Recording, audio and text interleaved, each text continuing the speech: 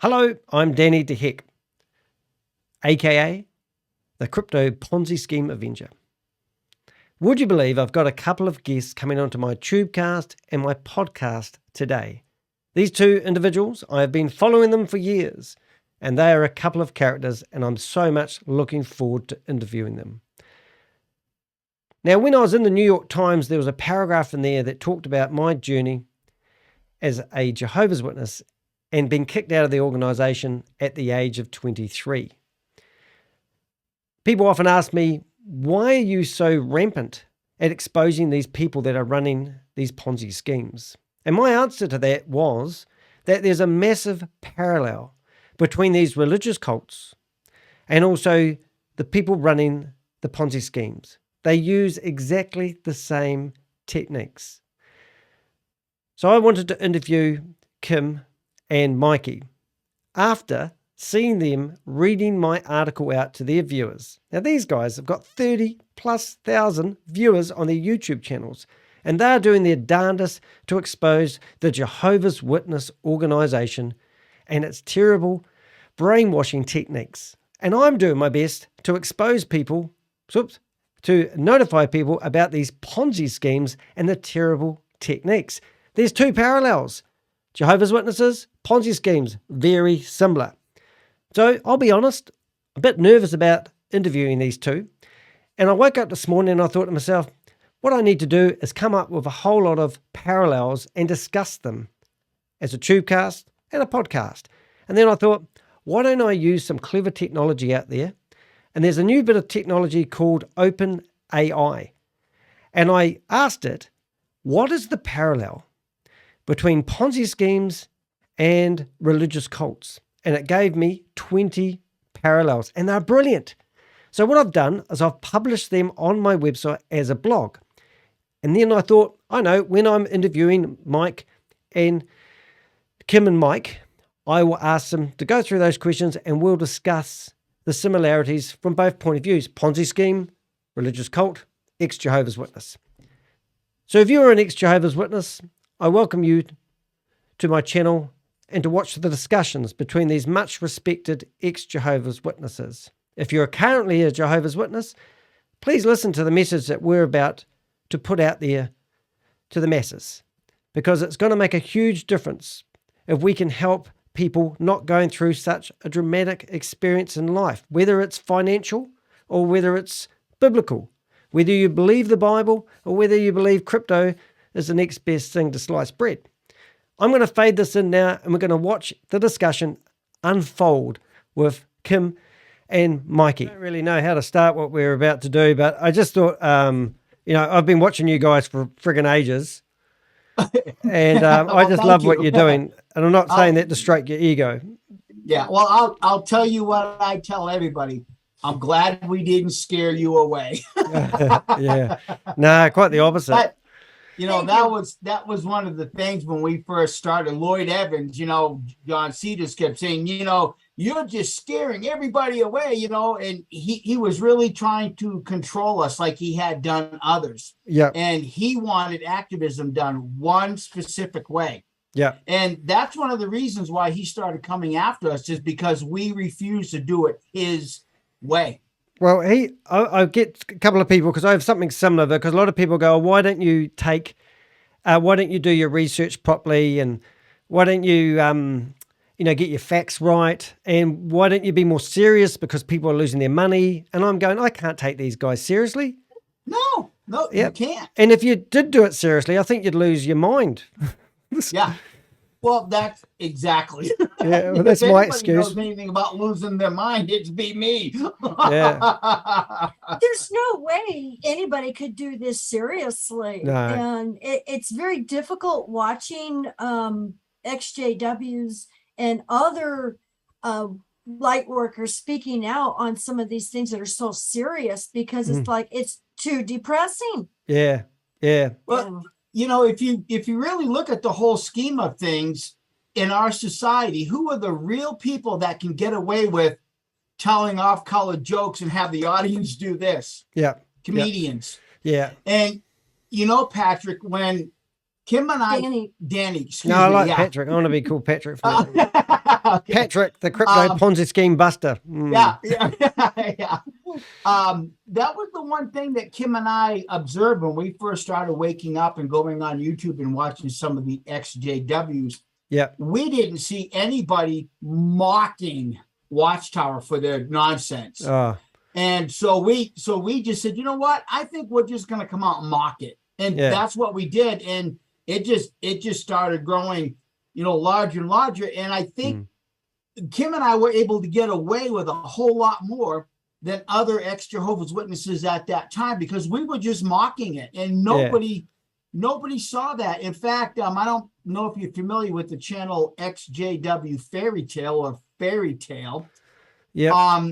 After a couple of months of us doing this, we got acquainted, and he called us on the phone, and he goes to me, I don't know what happened, but you and Kim changed the whole way this XJW community is going. He says, I can't put my finger on it, but you guys have changed it. Yeah. And what that is, I don't know, but maybe it's just because of the sheer sarcasm, maybe the sheer mocking. It's logic, mate. It's just pure, simple logic. It doesn't make sense.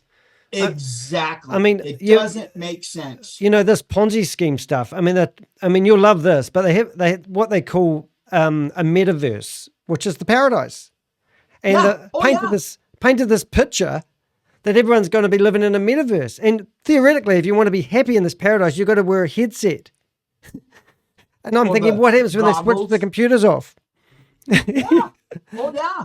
I mean, it's very similar. We were reading this, and it's like very similar. Well, I didn't write it. It was basically I used AI, and it wrote it in 3 minutes. And I thought, if an AI that's not human knows that they use similar techniques, then us humans can go through what the AI thinks and give it a human perspective.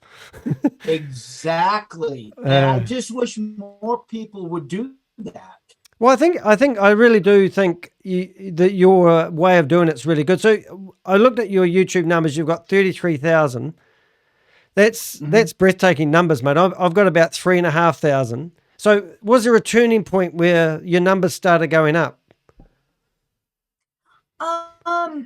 This past year. Yeah. Well. Yeah. Yes and no. We also had our first channel that we started in 2013. It was actually taken down for copyright violations, and that's why we're very careful now of clips and stuff that we use and the length of them, and to use our fair use, because Jehovah's Witnesses, they were very angry. Yeah. That's similar again, because these Ponzi scheme guys are threatening me something wicked at the moment. I had one the other day published 1,100, he claimed to do 1,100 blogs defaming me.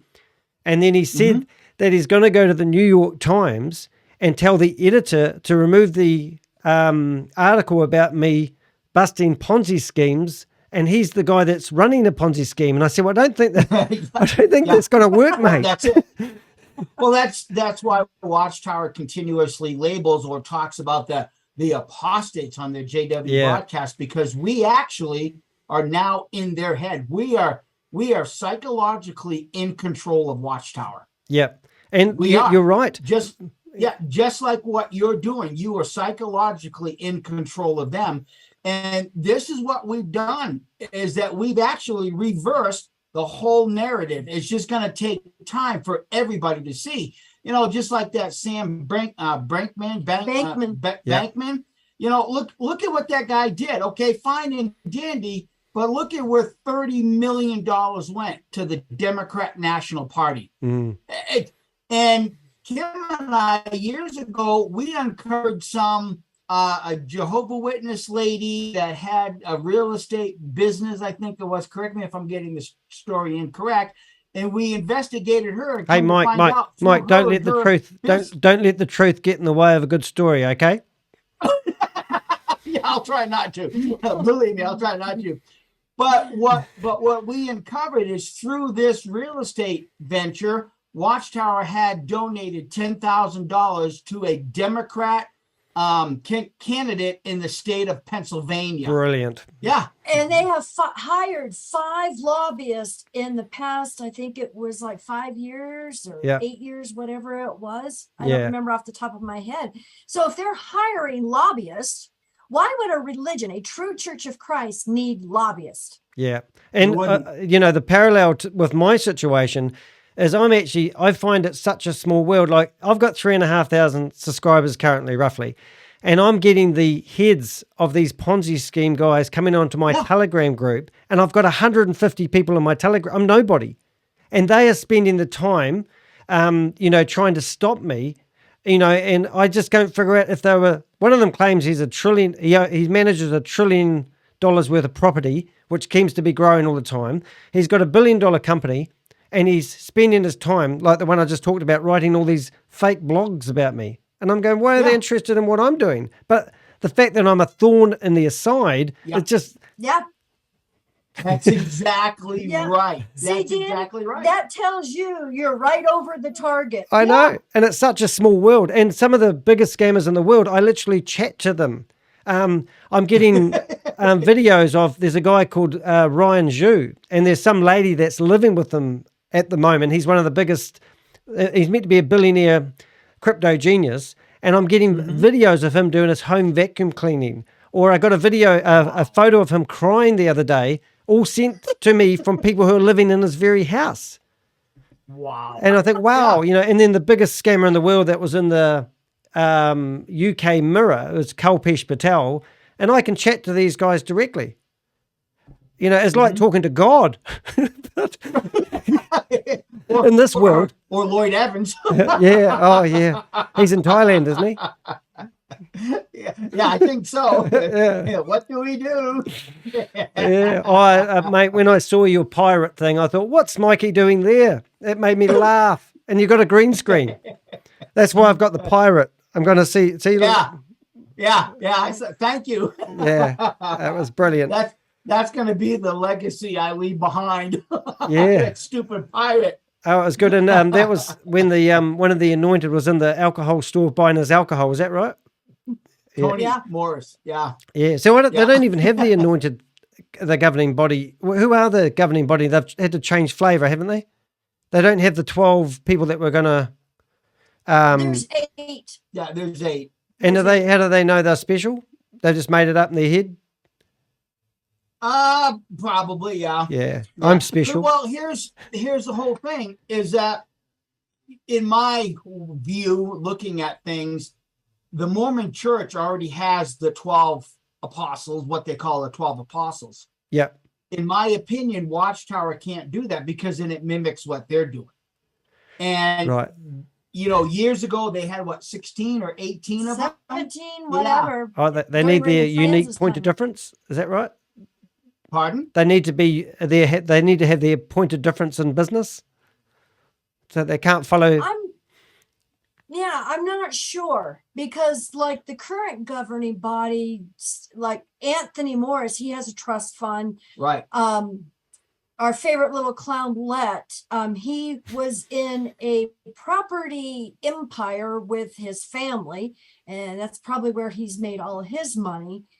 And so I don't know if they buy their way in or if they have to do some special ritual to get in or do something. You know, you look into the Illuminati and Freemason and all of that, you have to do something to get in. Yeah, like a bikie gang. Initiation. Yeah. Initiation. Yeah. That's the word. I reckon they go to Thailand and they dance with those he ladies, she ladies, whatever they're called.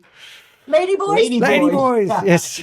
Lady boys, yeah. Oh no, but in the I'm just thinking, you know, like my stepfather, he was I was 9 years of age when he took his own life, and then my sister, I was 9 and she was 11, and we'd never really had much of a normal life. My mum was single, then she married for 18 months. My stepfather took his own life. And that really affected my sister's life. She went totally off the tracks.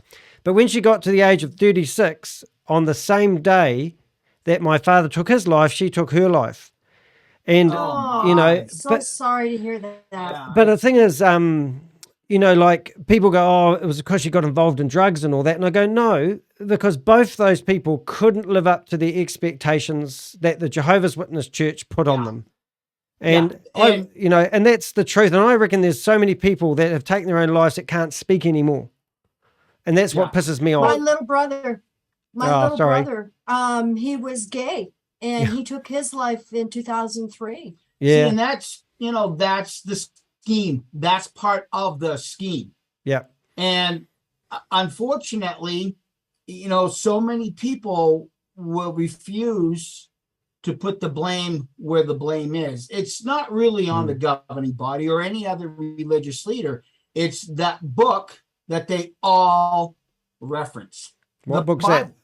And none of them are, and none of them have the intestinal fortitude to stand up and say, yeah, we got problems with this book. Because the minute they make that, statement, they actually identify themselves as the charlatans that they really are. Yeah. Hey, I must say, in the background, you've got the Watchtower and Awake encyclopedias, and you've got Christmas cards hanging up there. So isn't that an oxymoron? Is that? Sure. Well, we're trying to cancel each other out. Yeah. Well, how's that working? Boy, that's a scary. That I said to you the other day that I have flashbacks looking at that in the background. Well, you know what's funny, because you know this is not on a green screen, friends. Because look, we get green up on top. But it's interesting to have note over the years how many people have said you need to get rid of them books because they're full of demons. Yeah. Oh no, no, I know exactly Demons what you're doing with dwell in those. books. No, they're brilliant, and this is how I like at the moment. I'm talking to a big Ponzi scheme guy at the moment, and he's offered to answer 25 questions, and he said, "You submit the questions to me in a Google Doc. I'll answer them, and then I'll come on your Tubecast. Or I'm recording this as a podcast as well because I want to get it out to people." And he said he'd answer them, and then he'd go, "Well, why would you be doing that?" And I go, "Because you're giving me fuel, because those very books are condemning the organization, and you can use their own ammunition to fight back at them, which is ridiculous." Exactly. We've said many times that this is the wild beast that comes out of the abyss to bite them in the ass. And what I find interesting about, you know, the whole Ex-Jehovah Witness movement, if you'll allow me to use that terminology. I had a movement this morning, same thing. Yeah. Well, I had 2 or 3. And I almost had a movement when I had to clean up the dog's vomit today. Okay. Too much information, Mike. Well, okay. Keep it to the cult. But I am keeping it to the cult because in their control mechanism, it says the dog returns to the vomit. Yeah. See? Yeah. No, it does. And, you know, and what's going on now that they're having to go back out in service all the time, man the carts, and the pioneers now have to go back and fulfill that monthly, hourly requirement. They're just returning to the vomit. Yeah. The thing is, they were so sure that the beginning of COVID, in fact, we just made a video live just a few minutes before we started chatting with you. And the thing is he said, you know, the final part of the final part is about the final part. And it's clearly the end. And all the Jehovah's Witnesses believed this, you know, just like the Ponzi schemes. They believed this as true. And now it's like, okay, we're moving on, and Great Tribulation and Armageddon isn't here. Sorry about your luck, Jehovah's Witnesses. You've been scammed. The light getting brighter is the thing I hate the most, because that light getting brighter is that's an excuse. Well, you know, and this is what's kind of getting to me right now is there's so many ex-Jehovah's Witnesses coming out and clickbaiting their titles by saying new light. This watchtower says this and this watchtower says that. No, it's already been printed here. One of the things that I do not see a whole lot of XJWs doing is going to the Awake magazines. There is a plethora of information also in the Awake magazines. And if we were paying attention back in the day when they first started talking about global warming, you know, when Al Gore was using mind control, if you notice, I had to refrain from cussing. It's all right. But I can add beeps. I do have beep noises. Yeah, beep me out. But you know, when Al Gore was doing the whole, you know, climate change thing, Watchtower started publishing articles, climate change, and I had a huge argument, not an argument, but multiple debates with my mother on saying there's no such thing as global warming. Yes, the earth may be changing, but this is what the earth naturally does and has done for hundreds of thousands of years. How do we know? Look at the ice cores. Look at the earth data. It's all right there. It's just as simple as doing your study and research. Yeah. But they won't do it. But about a month ago, I happened to pick up in Awake magazine, going back to the late 80s, if I remember correctly. And it was really interesting because if a Jehovah's Witness was paying attention, they could have read into that Awake magazine and said, oh, look, I better start investing in windmills. Yeah. And I guarantee you at that point, Watchtower was investing because Watchtower had done a full-length article on the first windmill farm in England. And if we'd have been paying attention and knew what we know now, we'd have been just as filthy rich as Watchtower just by gleaning what was in these books. Because every time Watchtower talks about, you know, a new windmill farm or all this, that's what they're investing in. Well, I've sort of got a similar sort of take on it, really, because I've always said that the Watchtower isn't a religion. It's actually a publishing company, and they literally come up with a cunning way to keep people subscribed to their magazines. And when I was putting together the blog that we're going to discuss in a few seconds, I went to JW.org, and on the homepage, there was the World Cup rugby picture. And I thought, what are they doing? And then they said, can the world unite through soccer? And I'm going, they'll use anything. They will use clickbait images to get an audience. And that, at the moment, they've had to obviously change their whole tactics in keeping the community together, or the brotherhood. And you guys have put your hand up and agree to this, I'm sure, but there's two parts of it. There was the biblical understanding of how we understand the scriptures, and then there was the brotherhood over here, where if you left the organization, you lost the brotherhood, you lost your friends, your family that you grew up with, and you were discommunicated, boom.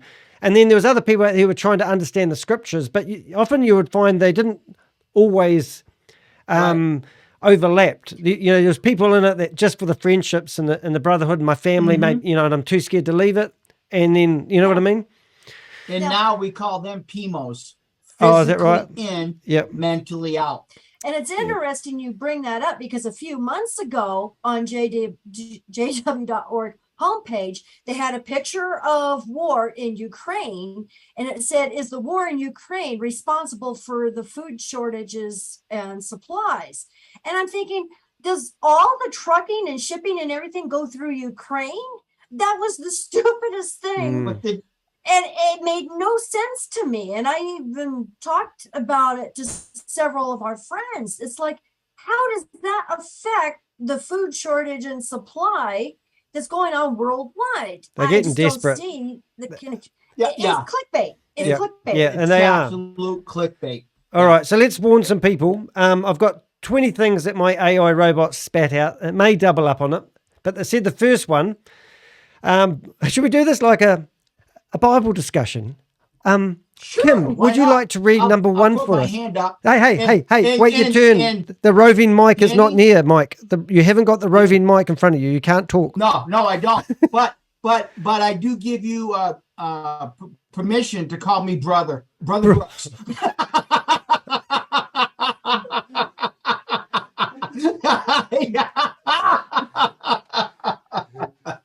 Oh, he walked away from it, friends. I went to get the roving mic. Oh, okay, Sister Kim, could you please read question number one? Okay, and it was AI that did this, right? Yeah. Alexa. Hey, don't say, hey Google. Google. Hey Siri in my office. It will go crazy. I'll do this seriously now. Okay. Both rely on persuasion and manipulation to recruit and retain members / victims. Oh, Siri was talking. Oh no. Oh, we activated her. Yeah, you did. Now, Judge Judy. Judge Judy's my favorite. I would like Judge Judy to interview the faithful and discreet slave. I reckon she'd blow them out of the... There you go. Yeah. Okay. There you go. All right. I'll reread it. Sorry, Sister Kim. Okay. Both rely on persuasion and manipulation to recruit and retain members / victims. Right. Absolutely. Yep. Yeah, that's the whole thing. Without the members, you don't have the money. Right. Persuasion. It's So simple. if you were going to say what persuasion techniques does the J-Dub put on people, what would you say? And then I'll answer it from a Ponzi scheme point of view. Well, I happen to know of several PMOs that their family think that they are just spiritually weak because they're not going to meetings and out in service, and they keep telling them they're going to die at Armageddon. So that is persuasion, guilting them that you're going to die at Armageddon. Yep. And it goes under the manipulation also. Well, if you leave, you are going to lose that brotherhood. You are going to lose your friends and family. Yep. See, it's that manipulation. You're going to go back to Satan's world and you're going to die at Armageddon. So that's major manipulation and persuasion. Fear. Mike, brother Mike, brother Mikey. Brother Mike. Yeah. Fear. Fear will always trump truth. But here's the thing. This is how the fear works.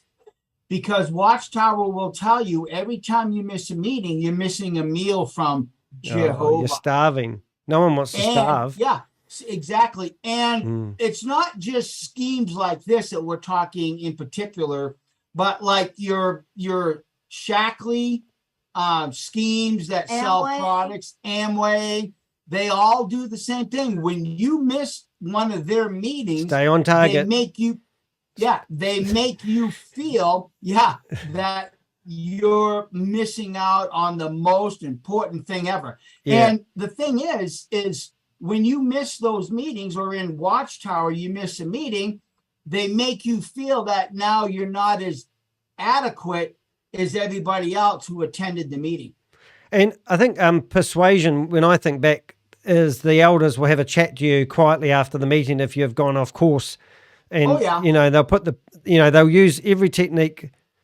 It is a real hard thing, though, because I just remember some of those chats. Like I had probably, I don't know, I was a pretty good boy. I had about 15 or 20 judicial committees, and I was just naughty. When I got a teenager and I noticed there were females around, I used to get in trouble. And then I got in trouble because I discovered alcohol. And then I got in trouble because I discovered driving my car fast around the streets and I had no father. So I used to always say to people that because I had no father, it didn't really matter because I had like 5 elders in the congregation that were always on my back.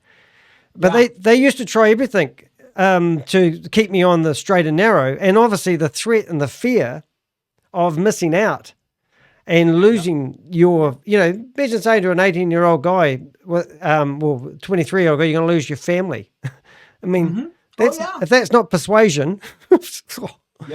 Parallel to Ponzi schemes, persuasion, what they do, and this is very similar, they have a Zoom meeting and they'll have 1,800 people. One of the ones that I've been busting is called Hyperverse.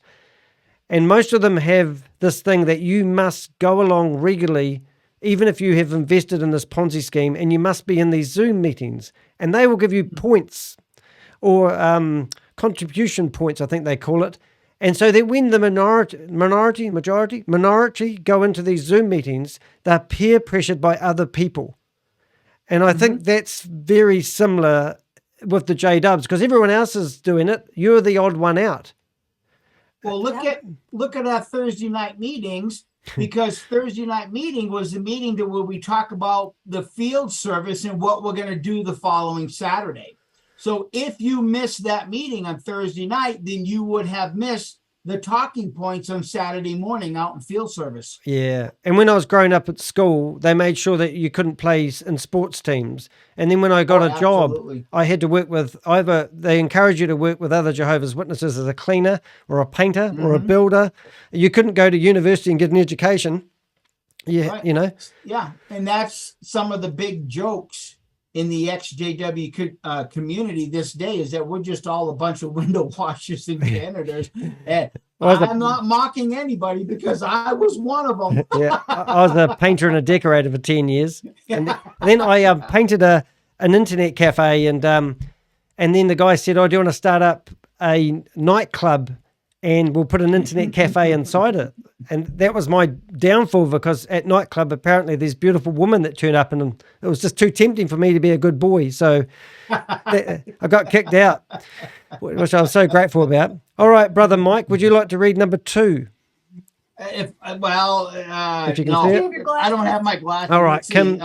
Maybe we'll just let Sister Brooks do them all. Yeah. Sister Kim Brooks.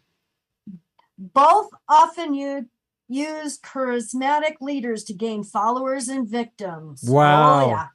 Yep. And those guys, because I do a lot of public speaking, and when I see the videos of those men in suits, nice, clean, you know, perfectly high quality videos talking, and they're probably off a teleprompter.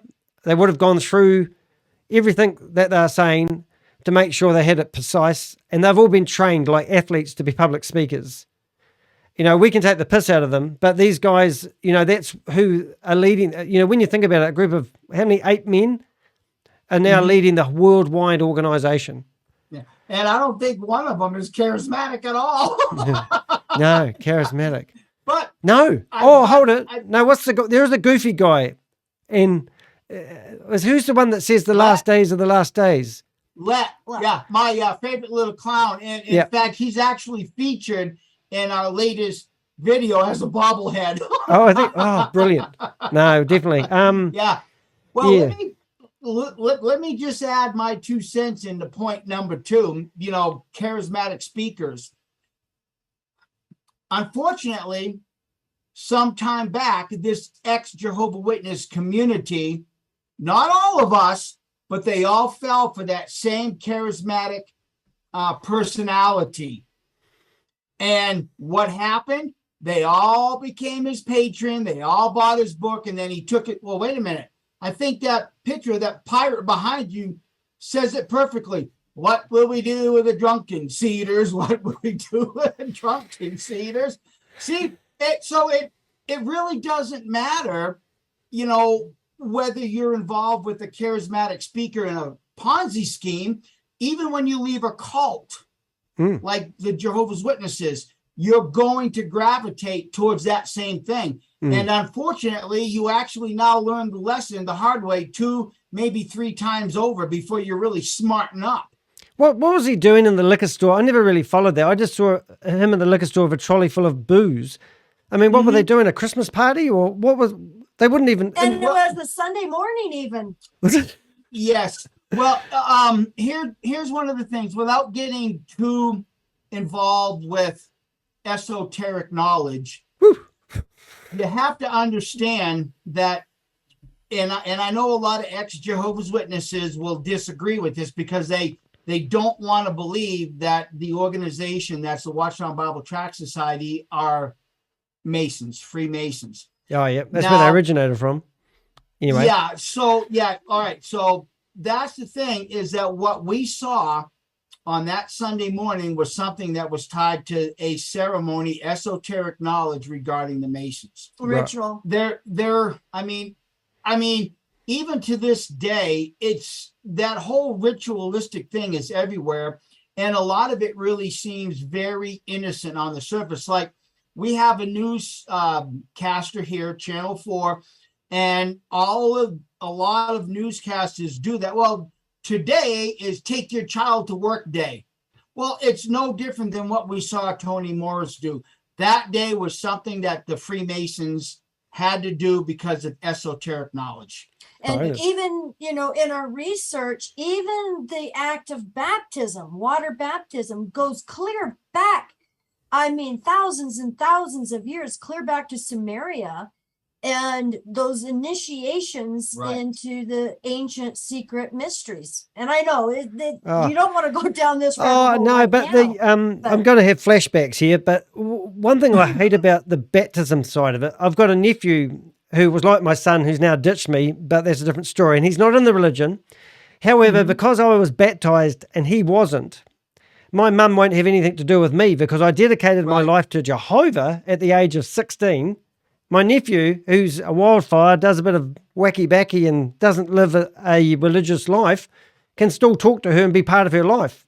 But this baptism thing, I reckon they should ban that until people are 25 years of age.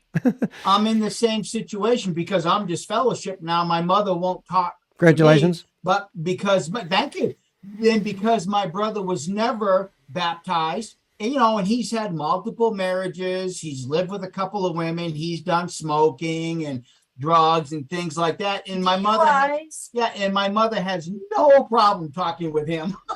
Yeah, no, it's weird. I'll tell you a personal story because I did a video about my story as an ex-Jehovah's Witness and I put it online. My mother wanted to, I didn't blame her for the suicides in her family, but I blamed the religion. And anyway, so they thought they'd drag me along to court to try to get this off. And at the last minute, they went and got a doctor's report on my mother to say she wasn't in the right mental frame of mind to appear in court. So my nephew decided to represent in front of the judge. So I'm sitting there in front of this judge, and the judge goes, oh, look, we're not going to go through the proper court system. We'll just have a bit of a meeting and let's see if we can resolve this issue. Right. Long story short, she said, Danny is entitled to have his own opinion on the internet. It's his life, his story, so be it. And the whole matter was over. So 2 weeks later, I'm driving down the road, and people who aren't Jehovah's Witnesses won't understand this, but I saw my mother standing outside a bus stop with the cart witnessing, preaching the word of God. And I had my window down. I didn't, but I felt like yelling out something about, which we can't say on the internet. But I thought, she's not in the right frame of mind to go to court to tell me to get some information off the internet, but she's in the right frame of mind to tell people about Jehovah and push the Watchtower Awakes down their magazine. And I think that's so hypocritical. It's hypocritical. Exactly. Yeah. Exactly. Yeah, exactly. All right. So just to round up number 2, we've got people in these Zoom meetings which are basically, they have a hidden agenda, and often they're business coaches and people that want to build their own community, and they're hoping to get some limelight by being in front of 1,800 odd people preaching their message. And I found that that's something I don't know. I think the Jehovah's Witnesses have probably done quite well, is they never talk about anyone else's agenda, or you don't seem to have these guys that are talking in the Watchtower presentations that seem to overlap onto their personal lives or their hidden agenda. It's all about Jehovah, Jehovah, isn't it? So maybe that's spot on. Yeah. Absolutely spot on. Yeah. And everything has to be positive. You know, you can't say anything negative against the organization or anything. Keep smiling. Yeah, we're having a good time. Are you enjoying this, guys? Absolutely. Yeah, it's great. Yeah, this is a kick in the pants. Yeah, this is good. All right. Hey, I'm gonna show you how I read because I'm dyslexic. Here we go. Question number 3. Both may use secrecy and isolation to control members' victims and prevent them from leaving or speaking out. Okay, secrecy. Perfect. Well, of course. Well, look at when they disfellowship somebody. They can no longer tell you what they were disfellowship for, or they can no longer even use certain phrases that they used to use years ago because they went to court. Somebody took them to court and Watchtower lost. So they had to change the way they is that because of Australia? Yeah, stated that somebody is no longer a Jehovah's Witness. And or you talk about secrecy. Oh, look, Brother Brooks is being hauled into the back room. I wonder what he did wrong. Yeah. And then the whole thing is secrecy. And like in our case, it was his mom. He just said one little thing to her. He says, well, I've learned the name Jehovah is an invented name, so I will be happy to pray for, our dinner, but I use the name Yahweh. No, say your own prayer. Yeah. Well, she immediately after he left called the elders, and she's the one that started the witch hunt against us. Yeah. Wow. And so, a good JW would have just shut up and, just told the elders, made up some story and some excuse. But, So you it's know, interesting. That's the thing. Yeah. It's interesting you talk about it as a witch hunt. So do you believe in witches? Oh yeah, of course I do. And pirates? Do you remember those Oh, I members believe in meetings? pirates. Yeah. I wanted to dress up and have a hat, but it would go outside my green screen. So, yeah. Oh yeah. Well, that was one of the problems that I had with our The feather was- without it wasn't a green Yeah. screen. It was actually blue. That's why you can see through the eye patch. You can see through the cup at one point. And my spy glass has got a black leather wrap, so you can see through the spy. Boy, did I screw that whole thing up. Oh no, it come up really good. And I've always said to people, be good today rather than perfect tomorrow, because tomorrow never comes. And when That's I saw it, I mean, I've done a lot of green screen work. I think you did fantastic well. Now, Well, thank you. you actually used a blue screen, and did you know they used to use blue screens in the movie industry for some reason? So the blue screens were movies, never knew that. and now green screens and the chroma screens what you really want. That's what we've ordered. Yeah, I actually ordered a professional extra large green screen, the chroma green. So we will have more fun videos with good backgrounds in the future. We can put ourselves in paradise. Even before Watchtower gets us there. Look at this. Yeah. This is the one I normally use, the Scamdemic. And then what else? Oh, I've got this one here, crime scene screen. Yeah. And if you want to come Crime with me, scene tape. fish tank, bit fishy. Yep. Or I'm protesting about the Jehovah's Witnesses. And then you got blockchain, and this one here makes me laugh. Yeah, but you can have a lot of fun with them. You know what? We can grab that clip of the monkey with the machine gun. And this was funny. This one here is the metaverse, and this video that we're watching was used by a company called not a company, made up company called Hyperverse, and this was stolen from a company called Dan Studios. And Dan Studios contacted me asking me for the contact details of the Ponzi scheme because they wanted to sue them for using their image. And and it just shows you what they're like. Absolutely crazy. Well, see, you want to make a comparison? Watchtower has been sued several times for using copyrighted photographs. Yeah, crazy mofos. Can you say mofo? Yeah. I understood that. So did we cover number 3? Victims, they control, both use isolation? Yeah, well, that's the whole thing. That the whole organization is a organization of isolationists, even if you're not isolated from inside the congregation, because you'll probably remember they have their marking talks where you're no longer approved association. That's just the step before disfellowshipping. But even as you're not approved association, that means that people have to limit their association with you. But by far and large, the problem is even more recognizable when they completely detach themselves from the world around them. Well, I was just going to say, look at, you in school, you don't want to have worldly friends. You don't want to get involved with the world. Or play sports, or go to dances, school dances, or read a cupcake with a candle on it. Yeah. Oh yeah, I remember. I know that I'm interviewing you guys, but I've got two really interesting stories, which I reckon you'll. When I was 5 years of age, and they sung the national anthem at school. Now imagine a 5-year-old standing there, and the teacher says, "Stand up. We're going to sing the national anthem and salute the flag." So I was standing at the age of 5, bawling my eyes out, and then at lunchtime I ran home to my mum and said I'd broken the rules of Jehovah by standing and saluting the flag. I mean, imagine what effect that had on me. Look at me now. Oh yeah.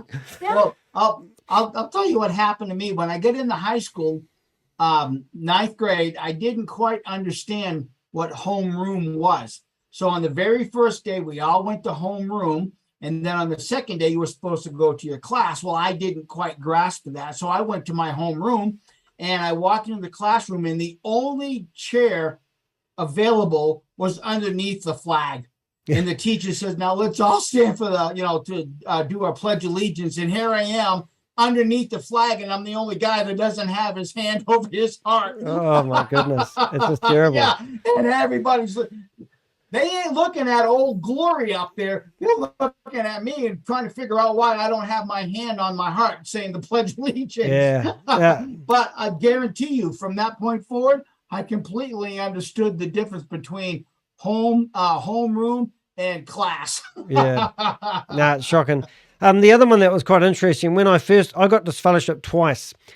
And the first time I got Congratulations. I know, it's good. But you'll love this story because I got reinstated after 4 months. Oh, wow. Do you know why? That's going to be a record. Because I used to go to the meetings and I used to sit at the back of the Kingdom Hall and I used to bawl my eyes out literally every single meeting. And no one, they were worried about my welfare. But at that time, no one ever come up to me to see if I was okay. They just looked at me and I had tears streaming down my face. And I did that for 4 months. And then they said that we're going to reinstate you. And I thought I could have taken my own life, at that time. Yeah. And, they wouldn't have cared because dead people can't speak, But if that's not isolation. And also we're in a business with another guy as a painter and a decorator. And I basically had to walk away from my business. I had to move out of home. So, like the isolation is loneliness is a killer. Well,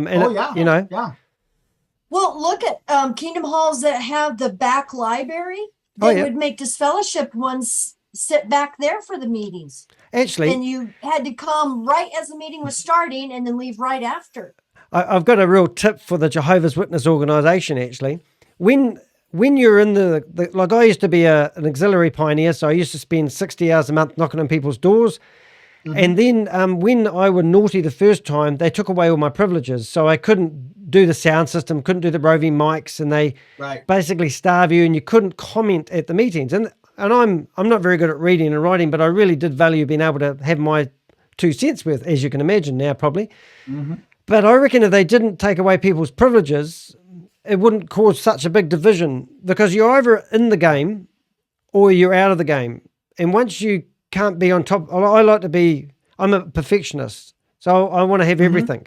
And when I couldn't quite make that mark, I started straying, I started thinking, oh, well, they don't really care about me. And what's the point of trying? And I sort of gave up in a way. And then I just become a zombie who used to go along to the meetings. Yeah. And unfortunately, that whole concept really is proliferated through the entire organization because you're never good enough. Never. Yep, that's right. They're always expecting more out of you. And it's really interesting, here again, they go back and use the fear concept because, you're not really disappointing the organization. You're disappointing God. See, God expects your very best.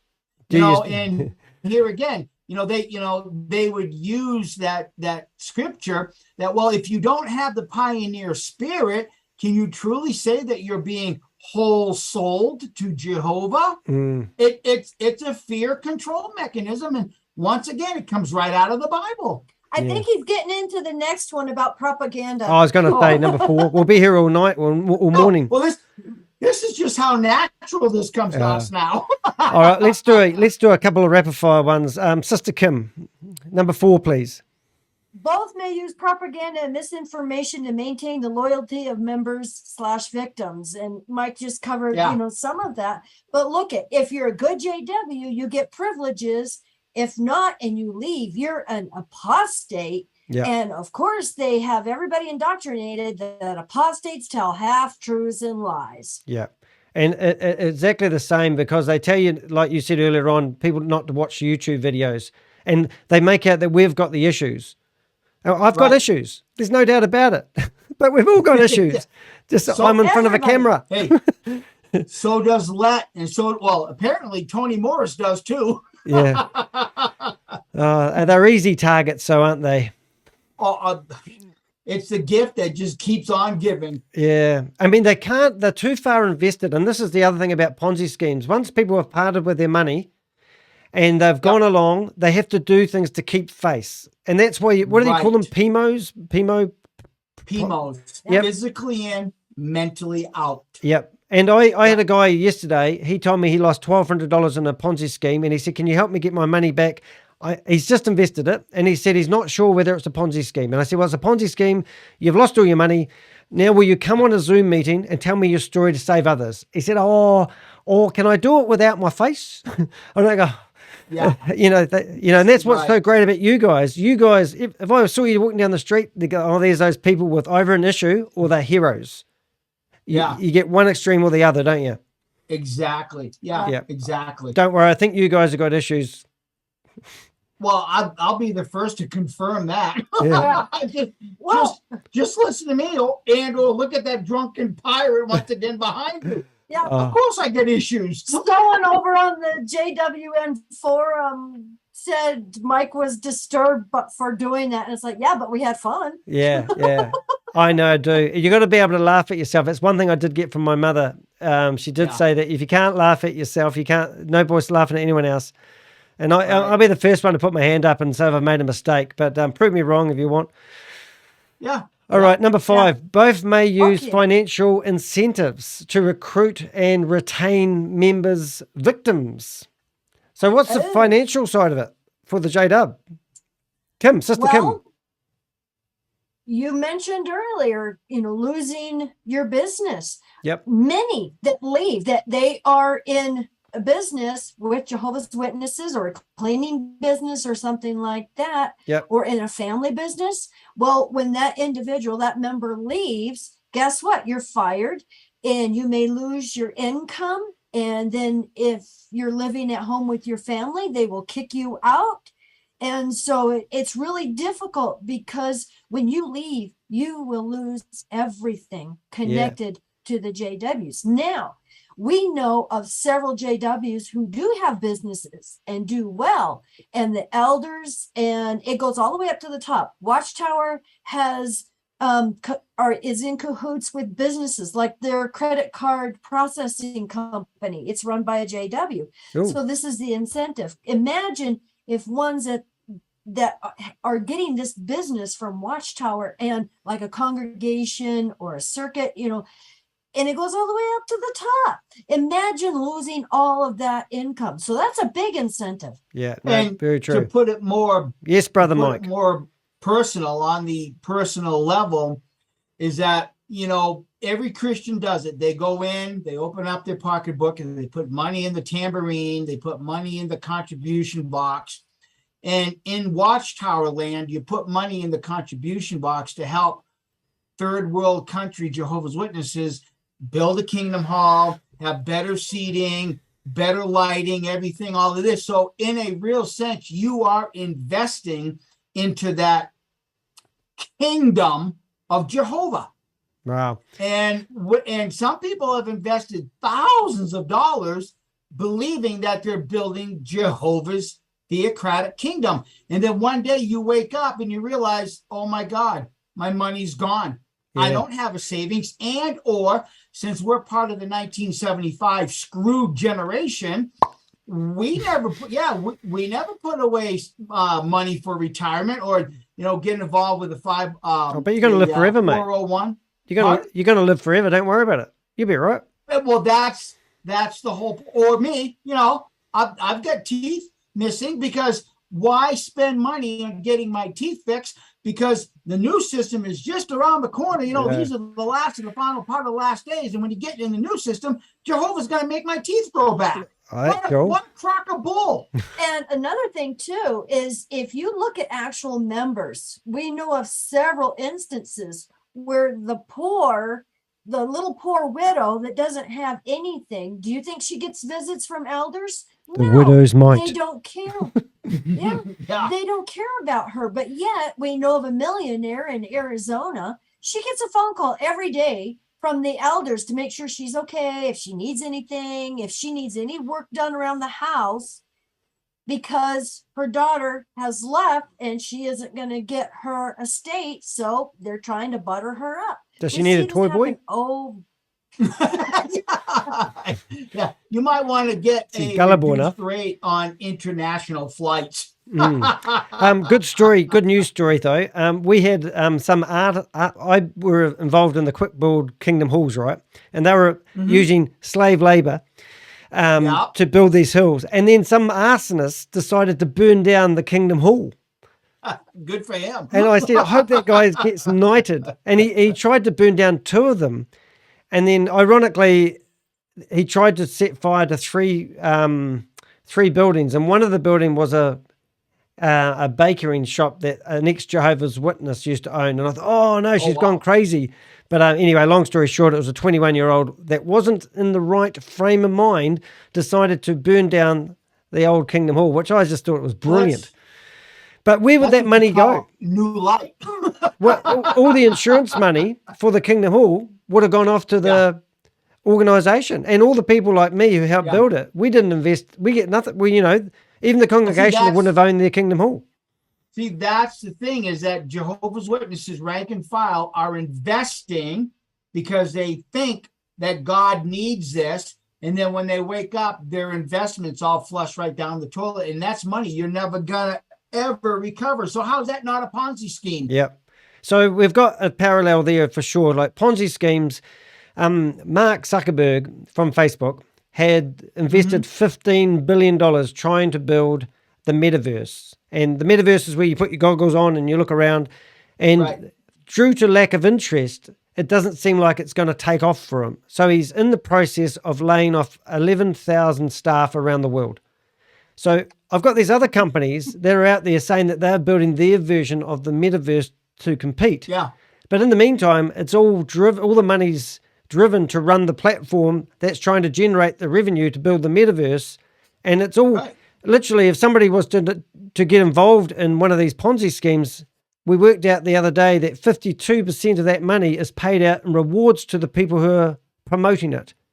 And there's only, 48% of it that lands in the kitty to build this dream that they're selling of the metaverse that is never going to eventuate. Now, if Mark Zuckerberg has given up on building this metaverse or scaled it right back, then why do these other companies keep preaching this message of this better thing to come? All right. Well, and there again, and the same thing would apply, with Charles Taze Russell. You've got all these other religions, Christian-based faith groups already set up. Now here comes Charles Taze Russell, and I'm going to start my own. Projecting all the other ones have failed, so he's going to do a better job. Well, look at what happened. Yeah. They actually did a better job because they've got billions of dollars pretending to be a faith-based group, pretending when they were nothing more than a publishing company and now nothing but a worldwide real estate scheme. Like McDonald's. Question on the outside the questions. Have you guys ever traveled? Just in the States. Yeah. Yeah. Typical Americans. Get outside your country and have a look around, all right? Anyway, I went to the Vatican and I had a look through the all the artwork, 8 kilometers of artwork. And you can see that, the hold that religion has had in the past and where they get their wealth from. And then you realize it's not really about religion. It's about wealth and assets. And that's another parallel. It's the wealth. Yeah. I would love to get lost in the Vatican's archives for about a month. Oh, yeah. God, I would like a whole year. Good one. All right, number 6. Learn to read the language that most of those books are in. Number 6. We've got to make this meeting not go on forever. Okay, both may use threats and intimidation to silence dissent and maintain control. Right, what threats have you had? Legal action? Disfellowshipping. Yep. Yeah, they use disfellowshipping as threats. Even when the hospital liaison goes into a patient's room and you've got some family members wanting blood transfusions, the elders will just get right in the middle of a family argument and start threatening that the one that is the XJW will be marked and disfellowshipped. Wow. How low do you go? And they're like Yeah. the men in black, aren't they, really, when they come in? Oh yeah. Oh yeah. I And actually look at how interviewed many- a guy in the UK. Oh, I wish he's on one of my podcasts, and he's actually used to be on the liaison committee for the bloodless surgery. And he's been interviewed from some. Oh, I wish I'll find his name while you guys are talking about something else.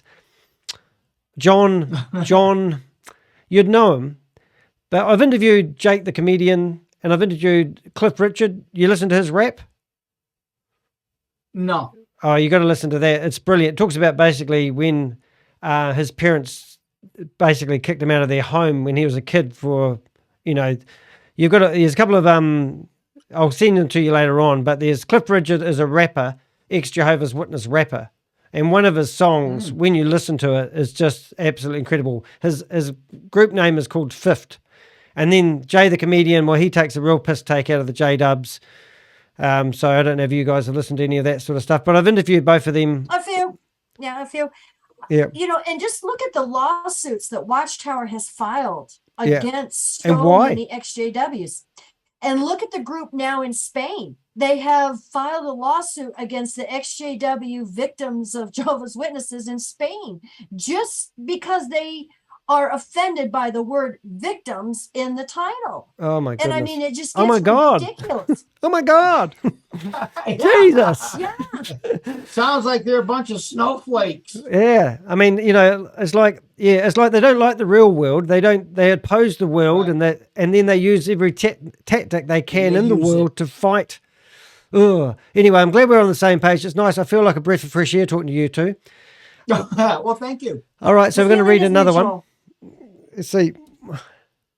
You want me to Both read may it? prey on vulnerable individuals, such as those who are financially or emotionally distressed. Oh, true. But they get Well- like that lady that you just talked about with the millionaire. They Yeah. pray. They go to third world countries. Hey, I'm answering your question for you. What are they doing in these third world countries? They're just going after numbers because they're so scared Right. that one day their numbers And are going to that's- drop.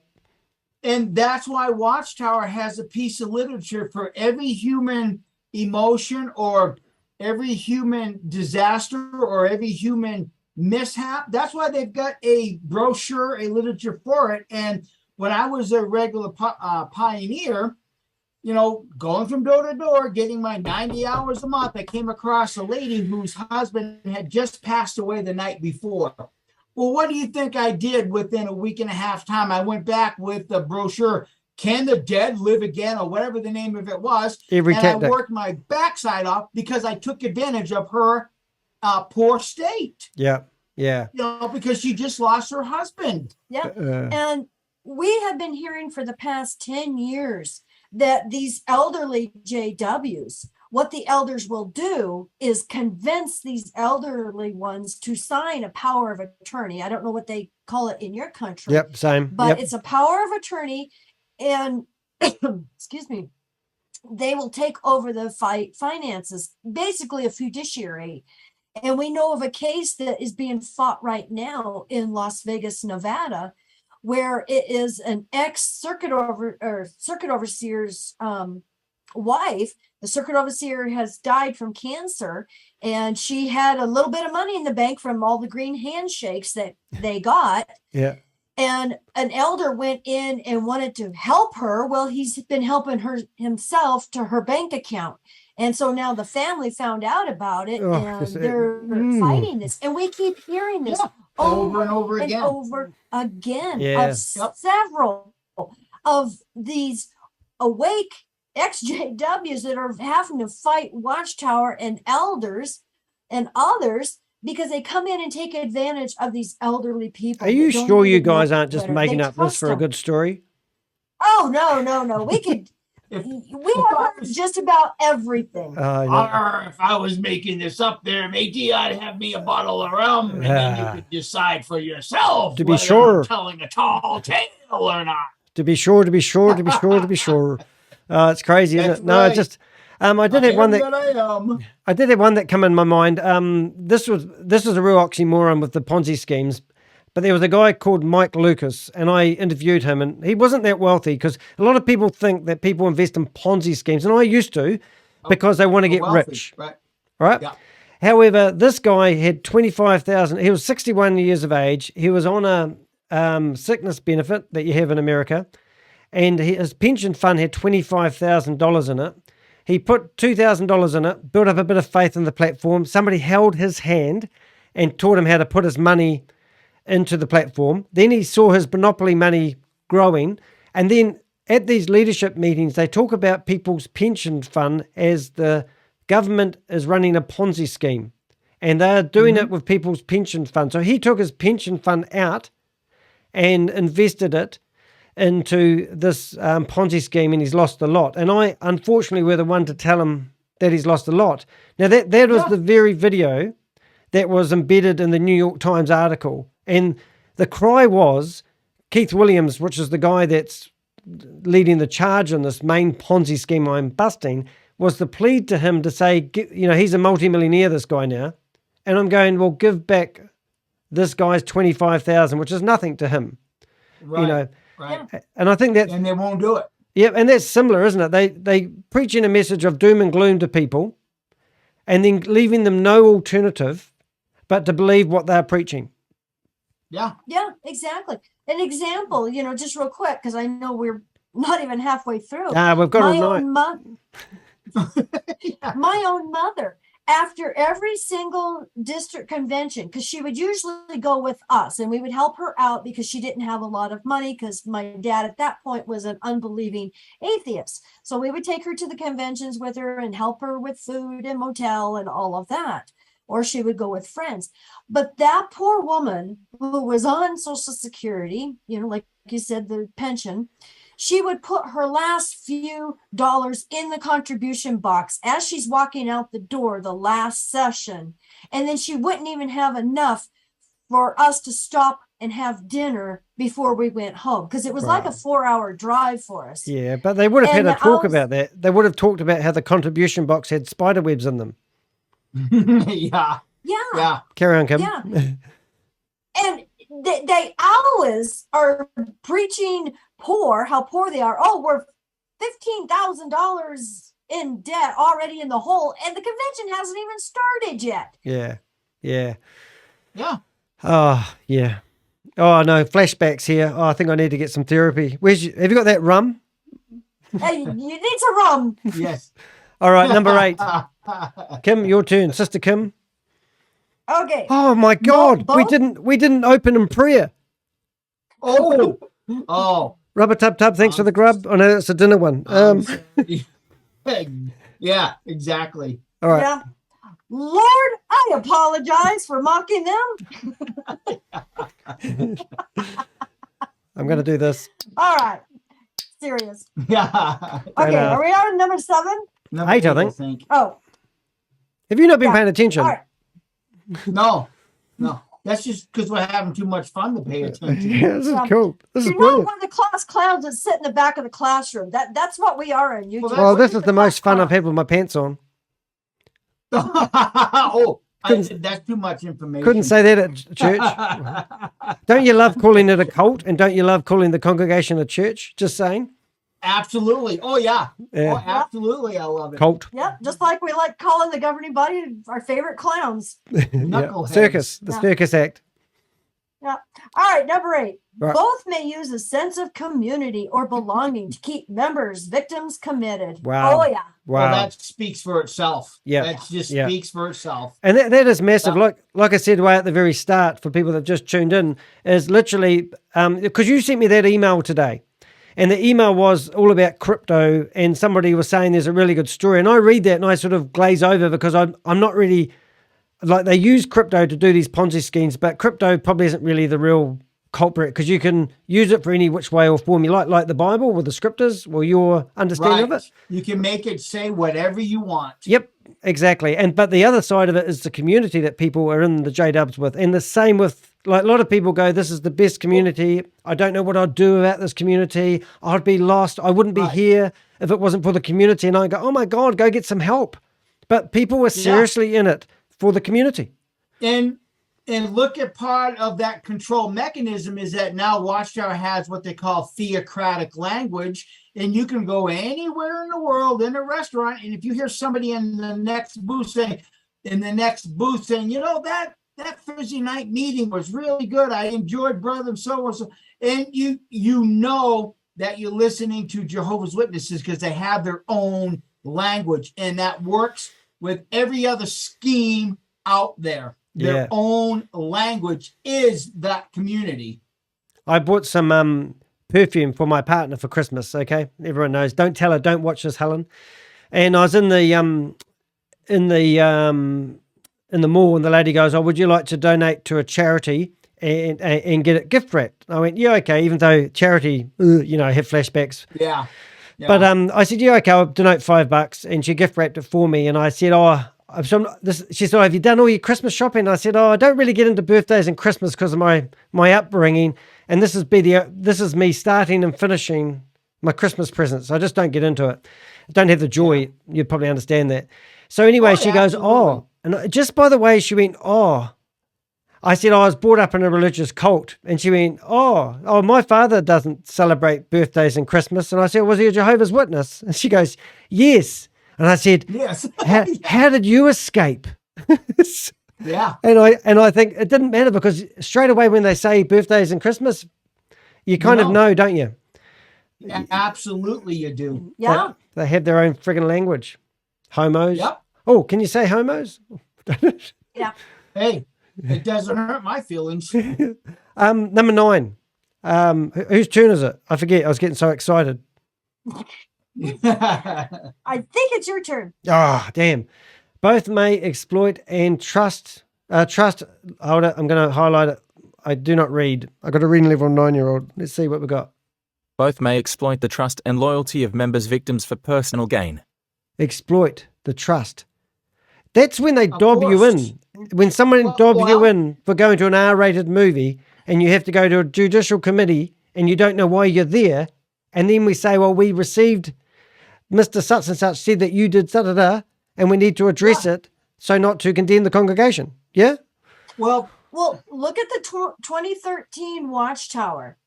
We must be willing to obey, whether it sounds logical from a human standpoint or not.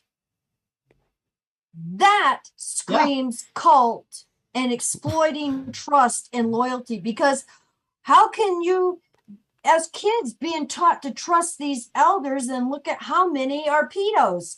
Yeah. Oh, don't mention that word. We'll get striked. Pervos. Oh, yeah. Well, here's the other thing too, is it's not just, what's encapsulated in the statement, but ex-Jehovah's Witnesses will exploit other ex-JWs. Yeah. Excuse me, JWs. I'm using the wrong terminology. Get it right, Mike. Years ago, and even now, I build longbows, okay, for bows and arrows. And only in America. I got very proficient with it. I got very good. So I was showing off some of these bows to a JW elder, and he wanted one. He wanted me to make one. So I told him, well, he asked, how much money, and I gave him. And then he turns around and says, "But what's my price, brother?" Double. They do it to each other. They will literally take food out of your hand. We have seen so many less than ethical JWs that have businesses that take advantage of the brotherhood. Yeah. Well, look, I want to become a ministerial servant. I want to become an elder. I'll paint your car for free. Wink, wink. Yeah. And then next thing you know, so they actually exploit each other. In New Zealand, we have the closed brethrens, and they're known as really good business people, and they often buy out a whole community, and you've got the commercial area, and then you've got all their houses, and you go into these areas, you can look at all the perfect gardens. They all drive, well, probably not so unusual in America, but they all drive like people movers. They've got 15,000 kids each. And but in America, are the Jehovah's Witnesses got those sort of business ties where they all work? Well, a little bit here, but I'm just wondering if it's more rampant in America. Yes, absolutely. Well, like I mentioned before, and like Mike mentions, we know of a guy, a JW, that had an auto body, and he was always getting into trouble And suddenly all the elders are getting their cars painted, and then they announce that he's an elder. And then their elders room gets this really nice copier printer. That's to piss And me when off. when I was hauled before a circuit overseer, one-on-one, me and a circuit overseer, I was told specifically to leave that brother alone, because what I saw him doing was not scripturally exactly. And what I saw was not how any Jehovah Witness should be behaving. So I wrote to the society about it, and then I had a one-on-one with a circuit overseer, and I was told, you leave that brother alone. Wow. Well, our the service overseer, the circuit overseer moved him from one town to our town. Now this brother, a lot of us couldn't stand him. He was a millionaire, multimillionaire, and he started getting a little touchy-feely with some of the young women and some of us sisters. Ooh. And hold it. Surprise look. How dare you? And suddenly the circuit overseer gets a trip to, where was it, Bahamas or where? China. Oh, yeah. The four of them all go, on this exotic. Are you sure it wasn't Thailand? Well, it may have been. You wanted to go one of those. I've slept once or twice since then, but yeah, I've been to Thailand 5 times. So yeah. What you do in your personal time, that's up to you. But just don't take patron money to do it. Oh yeah, true. I don't get any patron money. One thing though, when I was in the J-Dub thing, I used to compete with the ministerial servant and elders' children. They used to get all the privileges first, and being brought up as an only child, I could. There's no way in hell I would actually get to be a ministerial servant, even though that was the unattainable dream at the time when I grew up in it. It was just no way in hell because, but then my mate who used to go to R18 movies and his, both, long story, but basically I was asked to be the best man at 2 of my mate's weddings. And I refused because of the conduct that I knew that they was doing. That at the time I was a more than holy Jehovah's Witness, and I felt that they weren't awarding of me being their best man. So I refused. That's how high and mighty I thought I was. But both of these guys were a ministerial servant's son and an elder's son, and they both made it to elder and ministerial servant. One of them did. And even though I felt I was leading a more holy life than they were, they still got promoted. We had a similar thing. When we lived in Arizona, at the time, I didn't have a very good paying job. And all these JWs would go down to Rocky Point, Mexico for the weekend, and we never got invited. Never. Then all of a sudden, I get a very good paying job. I get to manage a multi-million-dollar equipment rental yard. And then all of a sudden, hey, look, Mikey and Kim's got money. Let's see if they'll want to go down to Rocky Point with us. And the first and only time we got invited, I told that brother, I said, nope, if we weren't good enough when I didn't have money, we're sure as hell not good enough now that we do have money. Yeah. That was the one and only time, because I actually pinned his ass up against the wall on that crap. And it's a good thing we didn't go that time, because a brother ended up actually getting physical and punching his sister. Wow. Yeah. All right. That's the whole thing. You leave the United States and you go down to Rocky Point, and the legal drinking age is lowered. So you got 15 and 16-year-old, 17-year-old JW kids getting drunk off their ass because the legal drinking age is lower. So we're glad that we didn't do that, because there was a whole lot of judicial hearings almost every time. In fact, there was even another case of a bloody judicial hearings. I used to hate them. I still have fear. Yeah. There was another occasion when a pioneer brother and a pioneer sister went down there as the whole group, and then they ended up sleeping in the same tent outside their own mate. Bonus. I used to love those nights. I got to tell you a personal story. I grew up. We used to have 5 of us called the Rat Pack. And we used to always be in trouble because we used to be in, they called us the Rat Pack. The elders but anyway, one of my mates actually, so I've been out from the age of 23, and I think this was about 10 years ago, but one of my mates was delivering pamphlets, and this truck driver blacked out, and basically his wife and his kid was in the car, and he was putting the pamphlet in somebody's letterbox, and the truck driver killed him. So I thought, right, I'm going to go along because he was a good mate. I was asked to be his best man, even though I refused. I'm going to go along to the funeral. And they had at the Kingdom Hall, and then they had a funeral afterwards. And his parents owned the complex that they were holding the function, and there's 250 people there. So I went there with my girlfriend at the time, and people were coming up to me who didn't care, and they were talking to me and saying, "It's nice to see you here, Danny. I know it would have been hard for you to be here, but it's really nice to see you here." Other people were coming up to me and touching my back and running my hand over to say hello, but didn't have the gumption to say g'day. And I'm thinking, God, we're at a funeral. Grant's died, and you guys aren't talking to me, whatever. So long story short, my old boss, that was like my father, come up to me, and he said to me that you shouldn't be here because people don't know that you're disfellowshipped or not, and people are coming up and talking to you. So I said, well, put a sign around my head.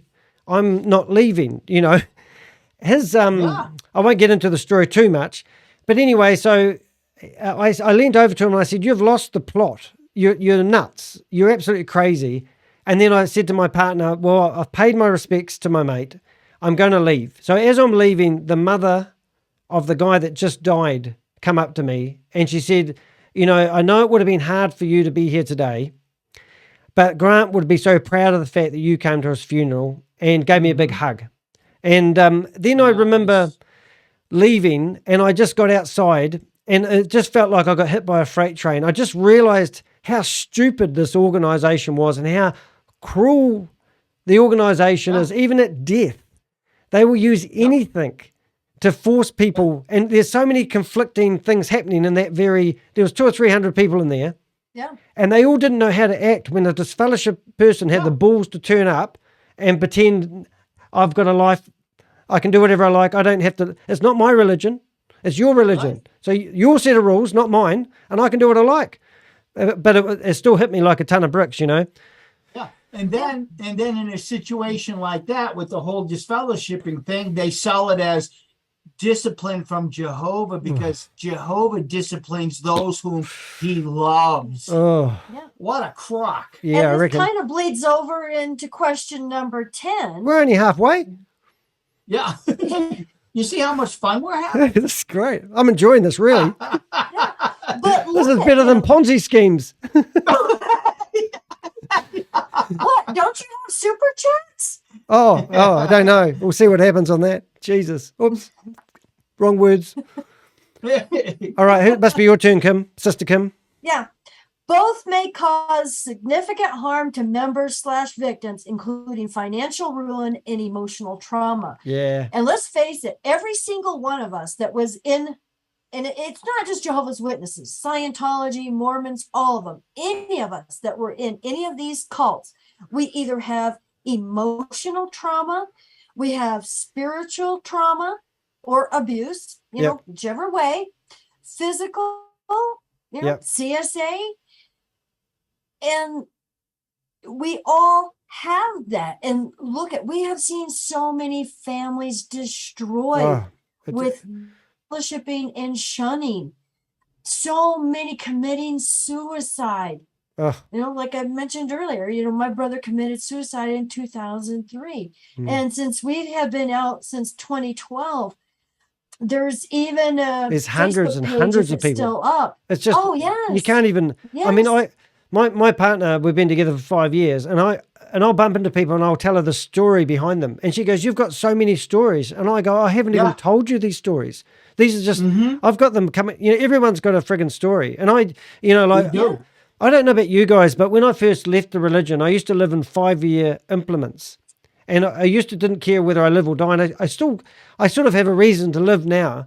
But this is what we were taught, you don't plan for your retirement.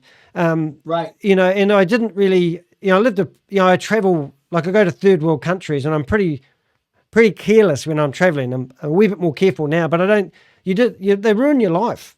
When you've finally got your life back, and you can plan for your retirement and not feel guilty.